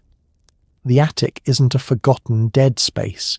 It has proper ventilation, gable vents that actually move air, soffit vents that pull in fresh air, a ridge vent that lets hot air escape. The rafters are exposed, solid, visible, and when you climb up here decades later, you won't find mould or rot or any sign that moisture ever got trapped. The house knows how to breathe. The ventilation system is simple but effective, based on the principle that hot air rises and cool air sinks. The soffit vents, installed in the underside of the roof overhang, allow cool outside air to enter the attic at the lowest point. This air warms as it moves through the attic space, rises naturally to the peak, and exits through the gable vents or ridge vent at the top. The soffit vents are continuous, running the entire length of the overhang, not the individual circular vents that will become common later and provide inadequate airflow. The carpenter cuts slots between the rafters, covers them with screen to keep out insects, creates openings that allow unrestricted air movement. The gable vents are large, louvered openings at each end of the attic, positioned as high as possible to exhaust the warmest air. The louvers are angled to prevent rain from entering while allowing air to flow freely. Each vent is screened behind the louvers, double protection against insects and birds that might otherwise nest in the attic. The ratio of vent area to attic floor area is generous, more than code requires, because the builder understands that adequate ventilation is cheap insurance against a host of problems. Moisture is the enemy of attics, and ventilation is the defense. Inside the attic, the rafters are exposed, visible from below, solid 2x8 or 2x10 lumber, running from ridge to wall plate. There's no ceiling covering them, no attempt to finish the space or make it look like living area. This is utility space, honest and functional, and the exposed framing makes it easy to inspect, easy to spot any problems before they become serious. The roof sheathing, visible from below, is solid board, not plywood, 1x6s or 1x8s running perpendicular to the rafters. You can see the gaps between boards, tiny cracks that allow the roof to breathe, that prevent moisture from being trapped between sheathing and shingles. This breathability is crucial. Moisture will get into the attic from the living space below from occasional roof leaks from condensation. The ventilation system removes it before it can cause damage. The insulation on the attic floor allows the attic to be cold in winter, the same temperature as outside. This is intentional. A cold attic means heat isn't escaping from the living space below. It means the roof stays cold in winter, preventing ice dams from forming. It means the ventilation system can work efficiently, moving air without fighting against heat rising from below. In summer, the attic gets hot, very hot, but the ventilation system prevents it from becoming an oven. Hot air exits as fast as it forms, replaced by cooler air from the soffits, maintaining a flow that prevents heat from building up to levels that would damage the roof or radiate into the living space below. The builder checks the attic before closing it up, walking the rafters, inspecting every joint, every connection, making sure nothing was missed. He looks for any sign of roof leaks, any gaps in the sheathing, any place where moisture might enter. Finding nothing, satisfied that the space is properly ventilated and protected, he moves on. 70 years later, someone will climb into this attic during a home inspection and find it exactly as it was left. The rafters will be solid, dry, showing no signs of rot or insect damage. The roof sheathing will be intact, the ventilation system still working, the space still breathing the way it was designed to breathe. Because a house that breathes is a house that lasts. The basement floor is poured concrete over gravel, sloped slightly toward a drain that actually drains. The walls are sealed with parging so thick it looks like plaster. There's a sump pump installed not because basements are expected to flood, but as insurance against the unexpected. This basement will stay dry through storms that turn modern basements into swimming pools. The gravel base under the concrete is 4 inches deep, maybe 6, laid carefully and compacted before the pour. This isn't decorative stone. This is drainage, a layer that allows water to move horizontally toward the drain tile around the foundation perimeter, rather than building up pressure against the floor. The gravel also breaks capillary action, prevents groundwater from wicking up through the concrete the way it does in slabs poured directly on clay. The concrete itself is thick, 4 inches minimum, reinforced with wire mesh that's pulled up into the middle of the pour as it's placed. The mix is dense, properly proportioned, poured all at once so there are no cold joints where separate pours meet and create weak spots. The surface is finished smooth but not polished, practical rather than decorative, sloped subtly toward the floor drain in the center or corner. That drain is connected to drain tile, perforated pipe that runs around the interior perimeter of the foundation just inside the footing. Water that seeps through the foundation walls runs down to the footing and into this tile, which carries it to a sump pit or out to daylight if the lot slopes enough to allow it. The system is gravity-powered, no pumps required under normal conditions, simple and reliable. The walls get special attention. After the concrete or block has cured, a mason applies parging, a thick coat of cement mortar troweled smooth over the interior surface. This parging seals the small voids and imperfections in the foundation wall, creates a continuous waterproof surface, and provides a finished appearance that makes the basement feel less like a hole in the ground and more like usable space. On the exterior, below grade, the foundation walls are coated with tar or asphalt emulsion, thick black, waterproofing that seals the concrete against groundwater. This coating is applied hot, brushed on generously, built up to 1/8 of an inch thick in places. It's not pretty, but it's effective, creating a barrier that water can't penetrate. The sump pump sits in a pit lined with concrete tile, a hole about 18 inches in diameter and 2 feet deep, located at the low point of the basement. The pit has holes in the bottom that allow water to enter, and it's connected to the perimeter drain tile so any water in the system eventually makes its way here. The pump is commercial grade, cast iron, designed to run for decades without attention. Under normal conditions, the sump pit stays dry, the drain tile carrying water away before it can accumulate. But during heavy rains or spring thaw, when the water table rises or the ground becomes saturated, water enters the pit and the pump activates, lifting the water up and out through a discharge pipe that carries it away from the foundation. The system is redundant, multiple layers of protection working together. The gravel base drains water before it can build up pressure. The drain tile collects what gets through. The waterproofing on the walls keeps it out of the basement. The parging seals the interior. And if all else fails, the sump pump removes whatever water makes it into the pit. This basement will stay dry through situations that would flood modern basements. The water table can rise. The ground can become saturated. Rain can fall for days. The systems in place will handle it, will keep the basement dry and usable, will protect the foundation from the hydrostatic pressure that cracks walls and heaves floors. 70 years from now, this basement will still be dry. The concrete floor will show no signs of water damage. The walls will be solid, uncracks, intact. The drain system will still work, and whoever owns the house will take it for granted, unaware of the careful engineering and multiple redundant systems that keep their basement dry while their neighbours are running shop vacs and fighting mould. There's no inspection checklist making sure every detail meets the minimum requirement.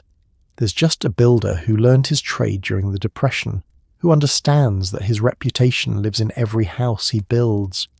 Who knows that cutting corners means living with shame when you drive past your work 5 years later and see it falling apart.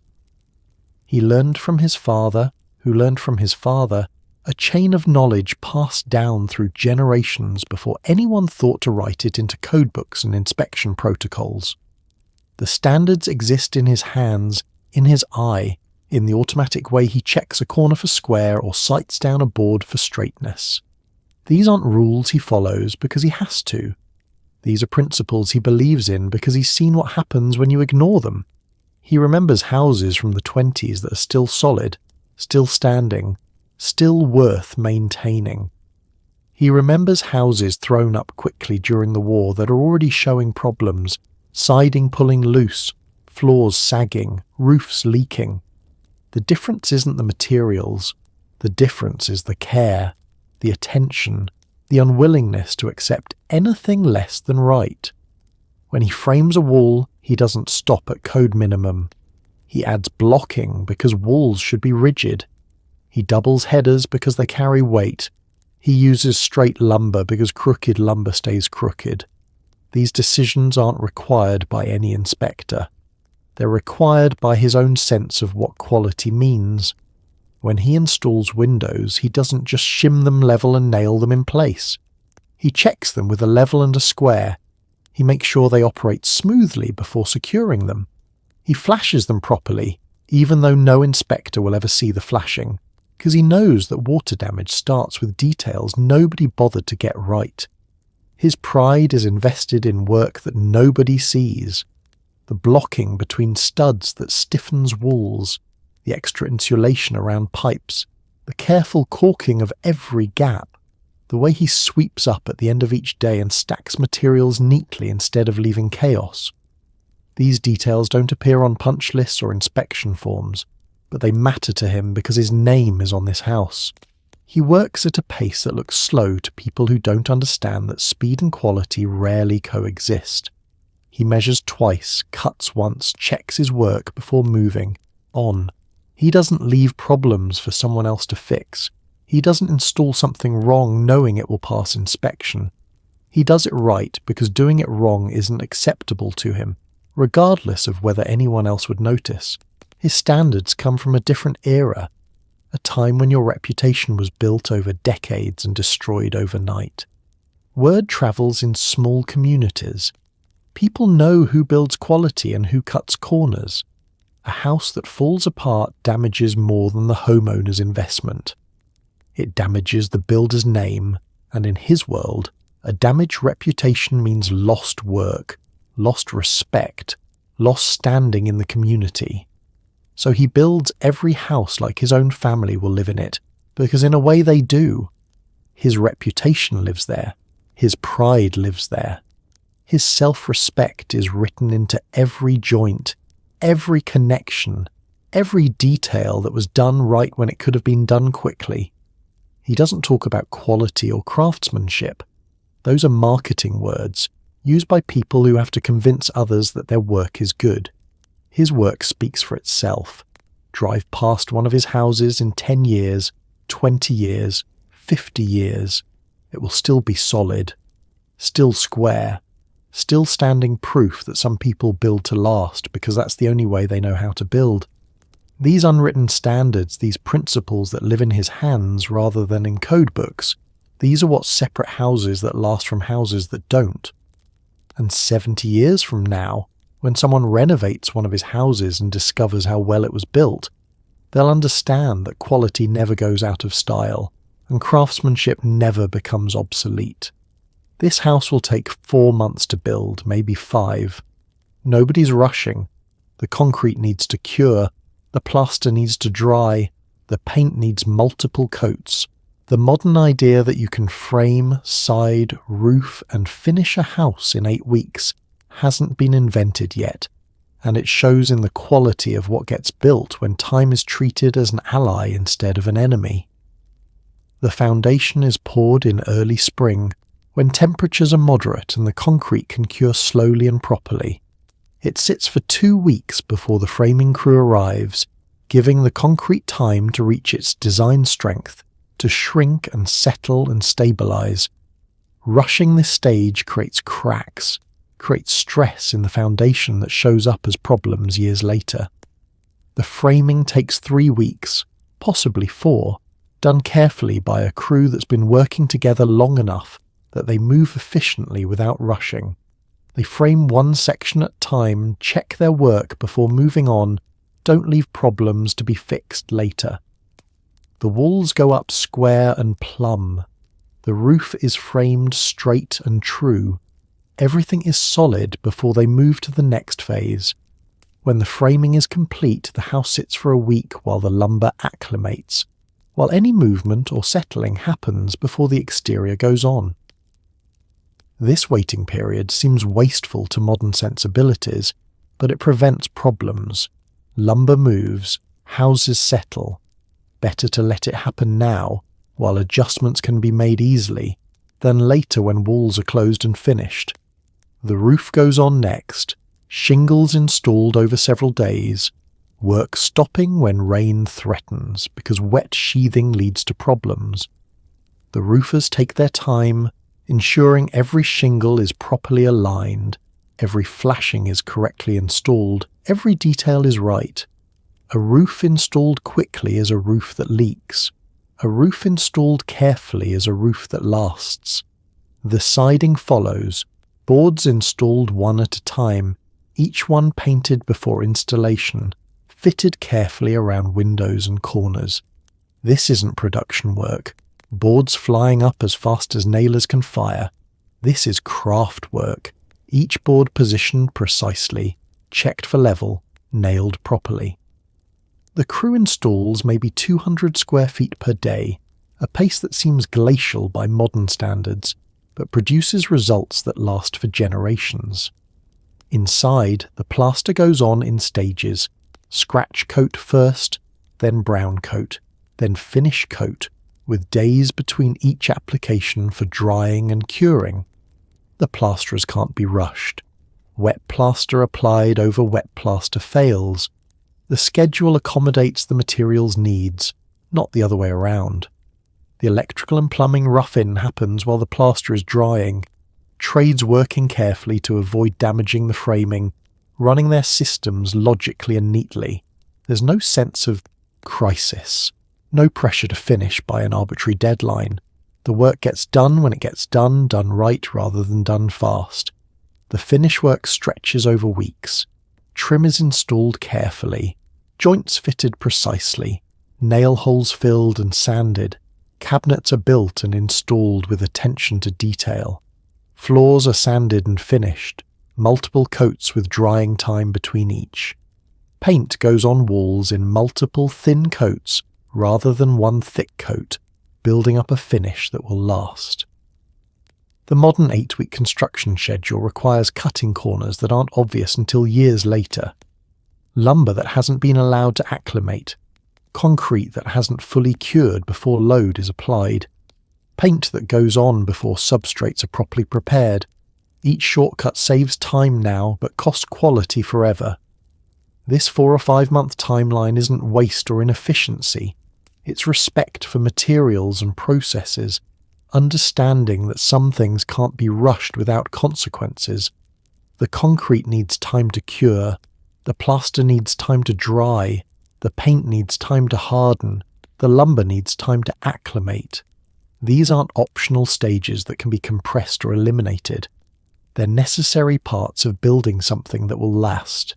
The result is a house built to standards that seem impossible by modern metrics. But those standards aren't impossible. They're just incompatible with the idea that houses should be built as quickly as possible to maximize profit per unit time. Quality takes time, always has, always will. This house costs $8,000, which sounds like nothing until you remember that the median household income is $3,000 a year. It's expensive, but it's honest expensive, the cost of actual materials and actual skilled labour, not the inflated expensive of modern construction, where half the price tag is profit margin and the other half is paying for materials engineered to fail. Break down that $8,000 and you see where it goes. The foundation takes $1,000, concrete and labour, and the time it takes to do it right. The framing takes $1,200, lumber that's actually dimensional and carpenters who take pride in their work. The roof takes $600, shingles that weigh 3 times what modern shingles do. The siding takes $500, wood that's been properly dried and painted before installation. The plumbing is $400, copper pipe that will last forever, and fixtures built to commercial standards. The electrical is $300, wire and boxes and breakers that are overbuilt by modern standards. The plaster is $800, materials and the skilled labour of plasterers who serve apprenticeships longer than most modern college degrees. The finish work, the trim and doors and cabinets and floors, takes another $2,000. These aren't commodity items ordered from catalogues. These are custom pieces, built by Finnish carpenters who charge for their skill and their time.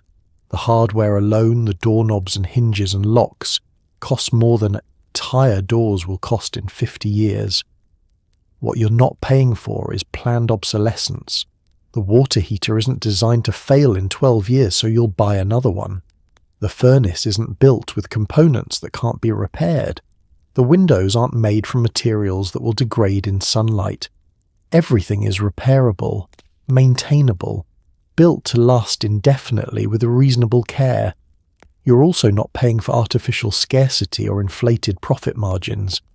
The builder makes a fair living, enough to support his family and maintain his reputation, but he's not trying to extract maximum profit from every transaction. The lumberyard prices materials to cover costs and make reasonable profit, not to exploit temporary supply disruptions or market manipulation. The labour is expensive because it's skilled labour, performed by people who spent years learning their trades, who can frame a house that's square and plumb, plaster walls that are smooth and flat, install trim with joints so tight they're nearly invisible. These skills have value, and that value is reflected in what they charge. For a young couple in 1953, saving $8,000 is a multi-year effort. Down payments are substantial, 20% or more, and mortgages stretch over 20 or 30 years. Buying a house is a major life decision, not something done casually or frequently. People expect to buy one house, maybe two in a lifetime, and they expect those houses to last. The expense also reflects different priorities. People spend less on cars, electronics, entertainment, vacations, all the categories that consume modern budgets. Housing takes a larger share of income because housing is seen as fundamental, as wealth building, as something worth investing in properly. And the investment pays off. This $8,000 house will still be standing, still solid, still worth maintaining 70 years later. The materials will have proven their quality. The workmanship will be evident in every corner. The house will have appreciated not just in nominal value, but in real quality, becoming more valuable relative to modern construction because it was built better. Compare this to modern construction, where a house costs $300,000, 6 times the median household income, the same ratio as this 1953 house. But the modern house is built in 8 weeks with engineered materials designed to last 20 years. The lumber is sawdust and glue. The windows are vinyl that becomes brittle. The siding is plastic. The plumbing is quick connect fittings. Everything is designed for minimum code compliance and maximum profit. The 1953 buyer pays 2.5 times their annual income and gets a house that will last a century. The modern buyer pays 6 times their annual income and gets a house that needs major renovations in 30 years. Which is really more expensive? The price of building right isn't higher, it's just honest.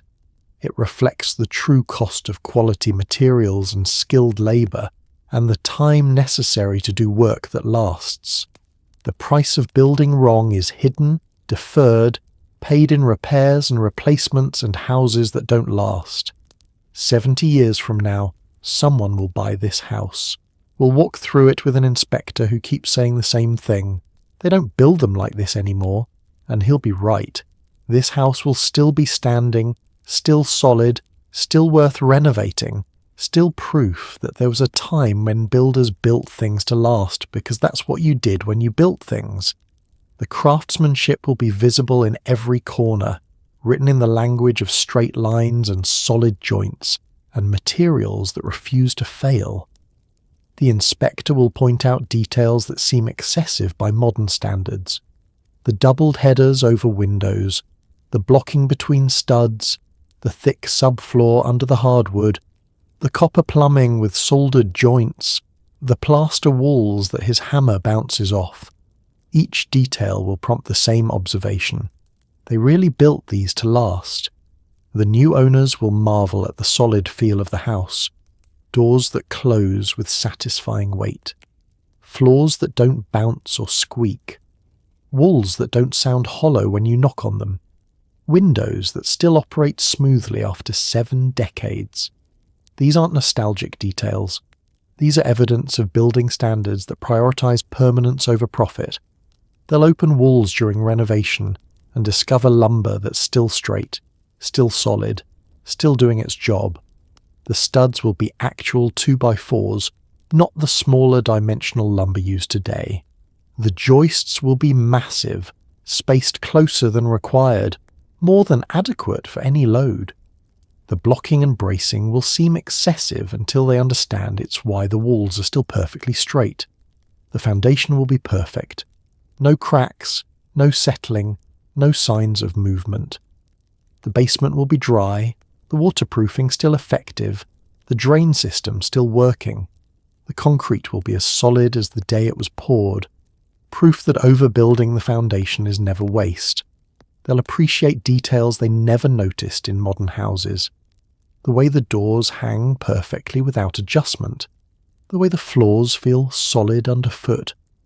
The way sound doesn't travel between rooms. The way the house stays warm in winter and cool in summer without the HVAC system running constantly. These aren't luxuries. These are the results of building correctly. The renovation will reveal more quality. Electrical connections carefully wrapped and taped. Plumbing runs that make logical sense and can be traced easily. Roof sheathing that's solid board, still dry after decades under the shingles. Insulation that hasn't settled or compressed. Every hidden detail will demonstrate that the original builders cared about work nobody would see. They'll find evidence of the timeline that allowed quality. Saw marks on lumber showing it was cut by hand. Chisel marks in hinge mortises. Trowel marks in plaster. These marks tell stories of craftsmen who took time to do things right, who worked at a pace that allowed precision, who refused to compromise quality for speed. The new owners will choose to renovate rather than rebuild, not just because the house is solid, but because it has character that can't be replicated. The wide trim around doors and windows, the thick baseboards, the heavy doors, the oak floors with their warm patina. These elements have aesthetic value that goes beyond simple function. Their contractor will tell them what they already suspect. You couldn't build this house today at any price. The materials aren't available. The labour doesn't exist. The timeline wouldn't be tolerated. The standards have changed, and not for the better. This house represents a level of quality that's been abandoned in favour of efficiency and profit. As they live in the house, they'll understand why it has lasted. The foundation that refuses to crack, the framing that refuses to sag, the roof that refuses to leak, the plumbing that refuses to fail, every system still performing its function without complaint, without need for replacement, proof that quality never becomes obsolete. They'll drive past modern developments, houses thrown up in weeks, and understand the difference. Those houses are temporary, designed to last just long enough to satisfy the first buyer. This house is permanent, built to outlast everyone who lives in it, built with the assumption that great-grandchildren not yet born would walk these floors and close these doors. The legacy is simple. There was a time when houses were built to last, when builders took pride in their work, when materials were honest and labour was skilled and time was respected. This house is proof, standing solid, still square, still true, still evidence that quality matters, that craftsmanship endures, that some things were built better before we decided speed mattered more than permanence. And 70 years from now, someone else will walk through this house with another inspector who will say the same thing. They don't build them like this anymore, and he'll still be right. The nails going into this house aren't the thin, smooth wire nails that will dominate later decades. These are cut nails, thick steel with rectangular shafts and blunt points, driven by hand with hammers that have weight and balance. Each nail grips the wood fibres like it's angry about being removed, and 70 years from now, when someone tries to pull one out during renovation, they'll need a wrecking bar and genuine effort.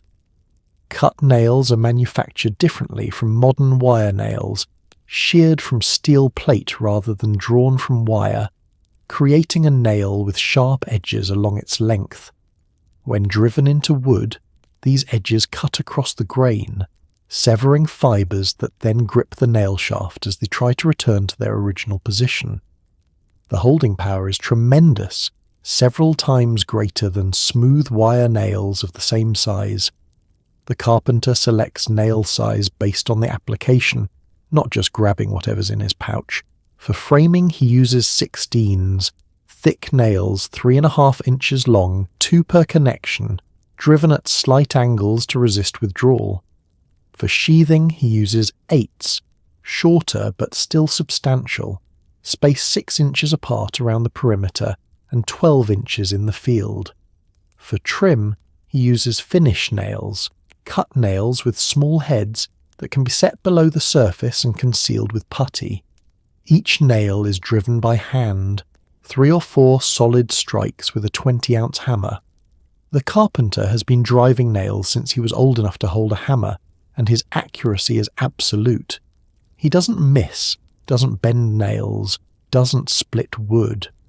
Each strike seats the nail deeper, the final strike bringing the head flush with the surface, tight against the wood. The sound of hammer on nail rings across the construction site, a rhythmic percussion that speaks of work being done, of a house taking shape. Each strike is deliberate, controlled, efficient. No wasted motion, no excess force, just the practice movement of someone who's driven 10,000 nails and will drive 10,000 more. The nails themselves are galvanized, coated with zinc to resist rust, because the carpenter knows that rust weakens connections, that nails can corrode and fail if they're not protected. The galvanizing adds cost, but it's cost that pays dividends in longevity, in connections that stay strong through decades of exposure to moisture and temperature changes. In areas exposed to weather, around windows and doors, on the exterior siding, the carpenter uses even better protection. Hot-dipped galvanized nails, immersed in molten zinc after manufacturing, coated so thoroughly that the zinc will last longer than the wood it's holding. These nails cost twice what standard nails cost, but the carpenter doesn't question the expense. This is what you use when you're building for permanence. The spacing and pattern of nails follows rules the carpenter learned from his father, rules that have been proven over generations of construction. Nails near the ends of boards are set back from the edge to prevent splitting. Nails through the face of boards are staggered to avoid creating a line of weakness. Nails at connections are placed to maximize holding power, driven at angles when appropriate, doubled when the load requires it. Modern framing nailers will replace this hand-driving, shooting nails with compressed air, faster but less precise. The nails themselves will change, becoming smooth wire, easier to drive but with less holding power. The connections will be adequate for code, sufficient for the expected loads, but lacking the overbuilt quality of these hand-driven cut nails. 70 years from now, during renovation, workers will curse these nails. They'll break pry bars trying to remove them. They'll strip screw heads trying to back them out. They'll eventually resort to cutting through them with reciprocating saws because pulling them is impossible. And while they're cursing, they'll also be impressed, grudgingly admiring the connections that held so well for so long. Because these nails weren't driven to meet minimum standards. They were driven to create connections that would never fail, by a carpenter who understood that a house is only as strong as its weakest connection, and who refused to create weak connections. The legacy of these nails is visible in walls that never racked, in floors that never separated from joists, in trim that stayed tight against walls, in a house that remained solid through 70 years of settling and movement and use. Simple steel fasteners driven by hand, holding with a grip that time couldn't weaken. The paint going on this house isn't the latex that will dominate in 30 years. This is oil-based enamel, thick and glossy, applied with natural bristle brushes that leave almost no marks. Multiple coats, sanded between applications, building up a protective layer that will stand up to decades of weather without peeling or chalking. When you touch it years later, it will still feel smooth, still look deep, still be doing its job. The preparation takes longer than the painting. Every surface is cleaned, sanded smooth, primed properly before the first coat of finish goes on. The painter knows that paint adheres to preparation, not to hope, that shortcuts in prep work show up as failures years later, when the paint begins to peel and blister. The primer is oil-based, formulated to soak into the wood and seal it, creating a barrier against moisture and a foundation for the finish coats. On new wood, the primer goes on thick, filling the grain, raising the fibres. When it dries, the painter sands it smooth with fine sandpaper, removing the raised grain, creating a surface that's glass smooth under his hand. The finish coat is mixed carefully, stirred thoroughly to ensure the pigments are evenly distributed.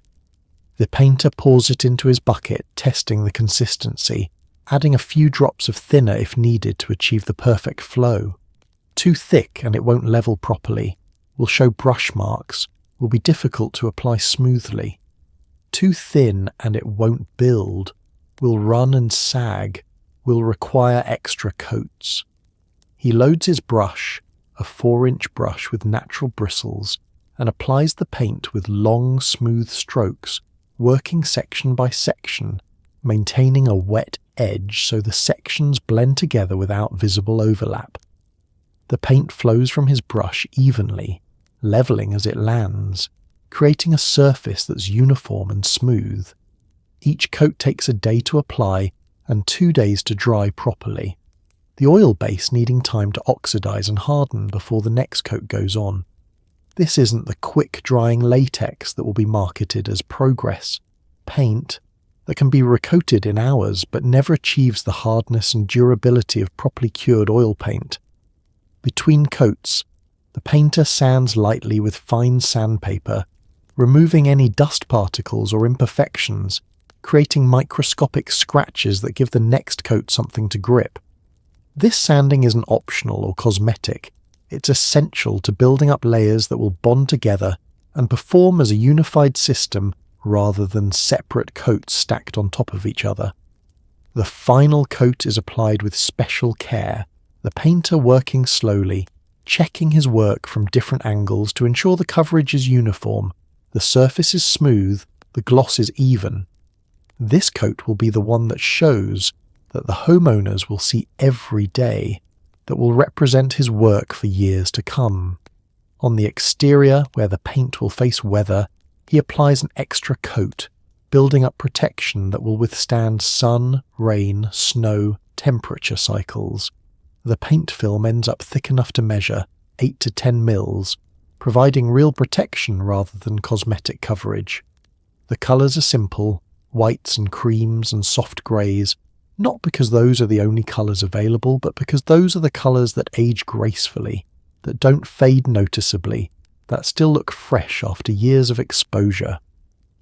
Bold colours will come later, marketed as modern and exciting, but fading to washed-out disappointment after a few seasons. This paint will last 15 years on the exterior, longer in shaded areas protected from direct sun. When it finally needs repainting, the surface will still be smooth, the old paint providing an excellent base for the new. The wood underneath will be protected, sealed, showing no signs of rot or decay. Interior paint will last even longer, decades in areas that aren't handled frequently, developing a patina that speaks of age and quality rather than wear and neglect. The gloss will remain, the colour will stay true, the surface will clean easily with a damp cloth. 70 years from now, someone will strip paint during renovation and discover layer after layer, each one applied properly, each one still adhering to the one below. They'll count the layers like tree rings, each one representing a generation that maintained the house, that understood paint is protection as well as decoration. The quality will be obvious in every layer. Thick applications, proper adhesion, paint that protected rather than just covered.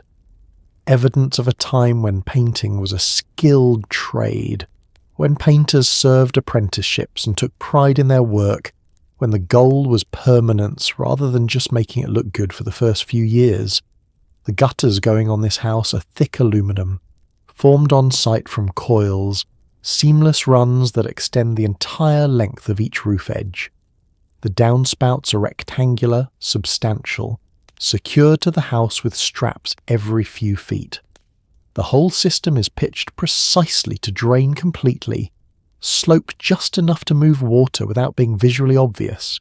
70 years from now, these gutters will still be channeling water away from the foundation, still protecting the house from the slow damage that comes when water is allowed to pool and seep. The gutter installer arrives with a machine mounted on his truck, a portable brake that forms flat aluminum coil into U-shaped gutter profile. He measures each roof edge carefully, cutting the coil to exact length, forming the gutter in one continuous piece. No seams means no leaks, no weak points where sections join and eventually separate. The profile is 5 inches wide, deeper than the 4-inch gutters that will become standard later, with capacity to handle heavy rain without overflowing. The metal itself is substantial, thicker gauge than modern gutters, stiff enough to maintain its shape without additional reinforcement. Before installation, the installer checks the fascia board, that vertical board at the roof edge that the gutter will mount to. It needs to be straight and solid, capable of supporting the weight of the gutter when it's full of water. Any rotten or damaged sections get replaced before the gutter goes on, because the gutter is only as good as what it's attached to. The mounting is critical. The installer snaps a chalk line along the fascia, marking the correct slope, 1/4 inch per 10 feet, just enough to ensure water flows toward the downspouts without making the slope visible from the ground. The gutter brackets go on, every 2 feet screwed firmly into the fascia and the raft details behind it, creating attachments that won't pull loose under load. The gutter hangs from these brackets, supported along its entire length, not just at the ends. This continuous support prevents sagging, ensures the gutter maintains its slope, keeps water moving toward the downspouts. Each bracket is adjusted slightly to maintain the slope line, checked with a level, tightened only after the position is verified. At the corners, the installer meter cuts the gutters, joining them with rivets and sealant, creating connections that are watertight and rigid. These corner joints are potential weak points, so he reinforces them, adds extra sealant, makes sure the water will flow through without finding any gaps to leak through. The downspouts are sized to handle the volume the gutters collect, 3-inch by 4-inch rectangular profile, 1 downspout for every 40 feet of gutter. They're attached to the house with straps screwed into studs, secured firmly enough that they won't pull away when water rushes through them during heavy rain.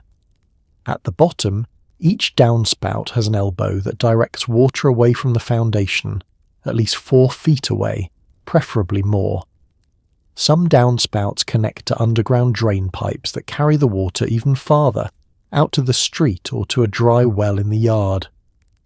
The goal is to keep water away from the foundation, to prevent the pooling and seeping that causes basement moisture and foundation settlement.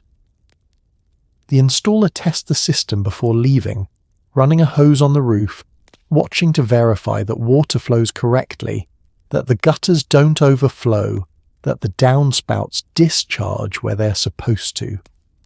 He checks for leaks at the corners and end caps, adds sealant where needed, makes adjustments until everything works perfectly. The gutters are painted to match the trim, usually white, blending with the fascia so they're nearly invisible from the ground. The paint is the same oil-based enamel used everywhere else, applied after installation, protecting the aluminum from oxidation and maintaining the house's unified appearance. Maintenance is minimal. The gutters need cleaning twice a year, spring and fall, removing leaves and debris that accumulate. But the design makes this easy. The gutters are accessible from a ladder, open at the top, no covers or guards to remove. A scoop and a hose clear them completely in an hour. These gutters will last as long as the house, protected by paint, maintained regularly, doing their job without drama or failure. Modern vinyl gutters will come later, marketed as maintenance-free, but becoming brittle in sun, cracking in cold, sagging under load. These aluminum gutters will outlast several generations of vinyl replacements, still straight, still solid, still directing water exactly where it needs to go. The lot around the house is graded carefully, sloped away from the foundation on all sides, ensuring that rainwater flows away from the house rather than toward it. The soil is compacted, settled, planted with grass that will hold it in place. Trees are positioned for shade without being close enough to threaten the foundation with their roots. This isn't decorative landscaping. This is engineering, designed to protect the house from water damage, from settling, from the slow destruction that happens when water and roots are allowed to do what they want. The grading starts during construction, rough grading that establishes the basic slopes before the house is complete. The excavator works carefully, creating a swale around the foundation, a gentle slope that directs surface water away. The slope is consistent, maintained for at least 10 feet from the foundation, ensuring that water can't pool against the basement walls. When the house is complete and the construction equipment is gone, the finish grading happens. Topsoil is spread 6 inches deep, creating a growing medium for grass. But before the topsoil goes down, the subgrade is checked one more time, the slope verified, any depressions filled, any high spots cut down. This subgrade determines how water moves, and getting it right is essential. The topsoil is spread and raked smooth, following the contours of the subgrade, maintaining the slope. Where the ground meets the foundation, the soil is pulled back slightly, creating a small gap that prevents moisture from wicking up into the sill plate. This gap will be filled with gravel later, creating a dry zone that protects the wood framing. The grass seed goes down in late spring or early fall when temperatures are moderate and rain is likely. The seed is a mix of varieties, some that tolerate sun, some that tolerate shade, creating a lawn that will survive in varying conditions. The seed is raked lightly into the soil, just barely covered, then rolled to ensure good seed-to-soil contact. Straw is spread over the seeded areas, a light covering that holds moisture and protects the seed from birds and erosion. The straw will decompose as the grass grows, adding organic matter to the soil, disappearing naturally without needing to be removed. The grass establishes quickly, roots growing deep, binding the soil, creating a mat that holds everything in place. Within a few weeks the yard is green, protected from erosion, sloped properly to drain. This grass will need mowing and occasional watering, but it will prevent the soil from washing away during storms, will maintain the carefully established slopes. Trees are planted strategically, positioned to provide shade without threatening the house. Deciduous trees on the south and west sides, providing shade in summer, allowing sun in winter after the leaves fall. But these trees are planted at least 20 feet from the foundation, far enough that their roots won't interfere with the drain tile or crack the basement walls as they grow. Shrubs are kept even farther from the house, planted along the property lines or in island beds away from the foundation. The area immediately around the house is left open, allowing air circulation, preventing moisture from being trapped against the siding, making it easy to inspect the foundation and spot any problems early. Downspout discharge points are protected with splash blocks, concrete pads that prevent the water from digging holes in the lawn that direct the flow smoothly away from the house. Where water naturally wants to flow, swales are enhanced, made more defined, planted with grass that tolerates wet conditions. The result is a yard that works with the house rather than against it, that protects the foundation from water damage, that maintains proper drainage even during heavy storms.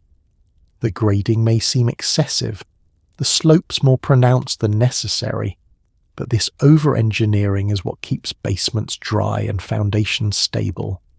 70 years from now, long after the original landscaping has been changed and updated multiple times, the basic grading will still be there, still directing water away from the house, still protecting the foundation. The slopes may be less pronounced, softened by decades of soil movement and settling, but they'll still be effective, still doing the job they were designed to do. Because this landscaping wasn't about curb appeal or property value. It was about protection, about creating conditions where the house could stand for generations without water damage, without settlement, without the slow degradation that happens when water is allowed to pool and seep. Function over form, engineering over aesthetics, protection over decoration. The homeowner receives a simple instruction from the builder. Maintain it, and it will last forever. This isn't marketing, this is truth. The house is built to be maintained, designed with the understanding that buildings need attention, that small problems caught early stay small, that neglect is the enemy of longevity. The builder provides a list, tasks to be done monthly, seasonally, annually, and the homeowner follows it because that's what you do when you own something valuable. The monthly tasks are simple. Walk around the house looking for anything that seems wrong. Gutters sagging or pulling away, siding boards coming loose, cracks in the foundation, windows not closing properly. These aren't repairs yet, just observations, early warnings that something needs attention before it becomes a problem. Seasonal tasks are more involved. In spring, clean the gutters, removing leaves and debris that accumulated over winter. Check the roof for any damaged shingles, any flashing that's coming loose. Inspect the basement for any signs of moisture, any new cracks, any indication that water is getting in. Outside, check that the grading still slopes away from the foundation, that downspouts are directing water properly. In fall, the gutters get cleaned again. Storm windows go up, if the house has them, providing an extra layer of insulation for winter.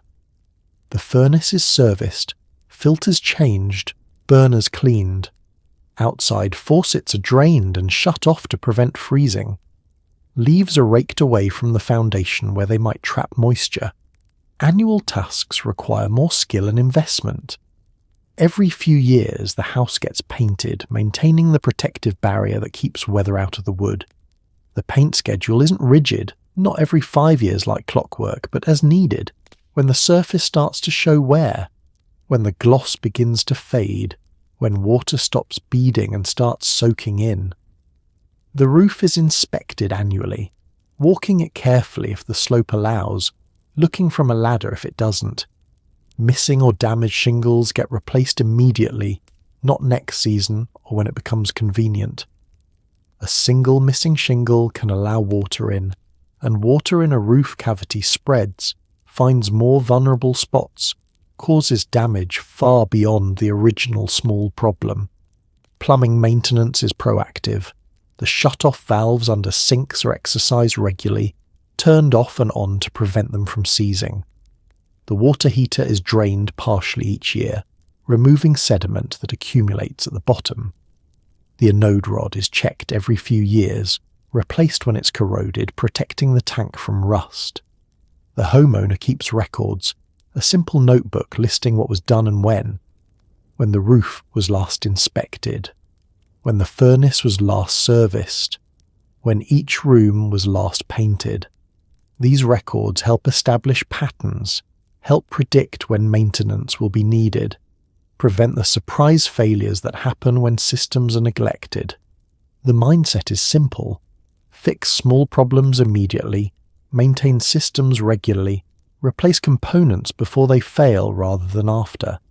This approach costs more in the short term, requires discipline and attention, but saves enormously over the life of the house. A loose board fixed today costs pennies.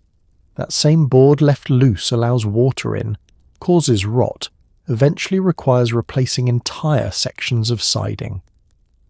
The builder's instruction proves accurate. With proper maintenance, the house does last. Not just physically standing, but functioning well, staying solid, remaining comfortable and efficient.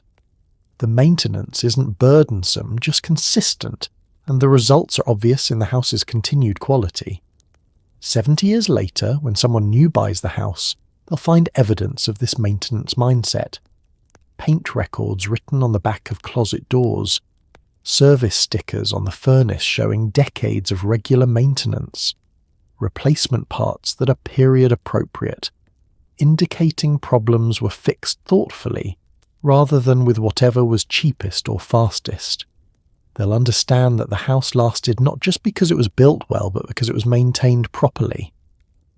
The original quality gave it potential for longevity, but the maintenance realized that potential turned a well-built house into a house that actually lasted. Because buildings don't maintain themselves. They require attention, investment, care. The houses that last are the houses that receive that care, generation after generation, owner after owner, each one understanding that they're stewards rather than just owners, that their job is to pass the house on in good condition to whoever comes next.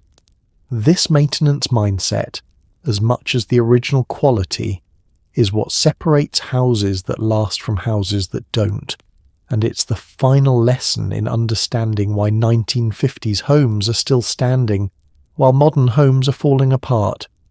Quality construction gives you a chance. Proper maintenance makes it last. So tonight, as you settle deeper into your blankets, think about the builders who woke up before sunrise and carried lumber that still smells like the forest. Think about the masons who checked their work twice because their names were written into every wall. Think about the carpenters who measured carefully, who believed that straight lines and solid joints were a form of respect, not just for the homeowner, but for the craft itself. They did not think of themselves as living in a golden age. They were just building houses, mixing concrete, driving nails, doing the work the way their fathers taught them, the way they would teach their sons. They did not know that 70 years later someone would walk through those houses and whisper, "They don't build them like this anymore. They were just trying to do it right." And maybe that is the quiet lesson here, tucked between the studs and joists and foundations that refuse to crack. That quality does not require complexity. It requires care. It requires time. It requires the belief that what you build today should still be standing long after you're gone. So as you drift towards sleep tonight, carrying the memory of plaster walls and copper pipes and floors that did not squeak, maybe hold on to one small thing. Maybe it is the idea of slowing down. Maybe it is the practice of checking your work before moving on. Maybe it is simply the knowledge that permanence is possible, that things can be built to last, that care still matters. History is not always grand. Sometimes it is a foundation poured thick, a nail driven straight, a door that closes flush, a house that refused to fall apart. and that is enough. That has always been enough. Good night.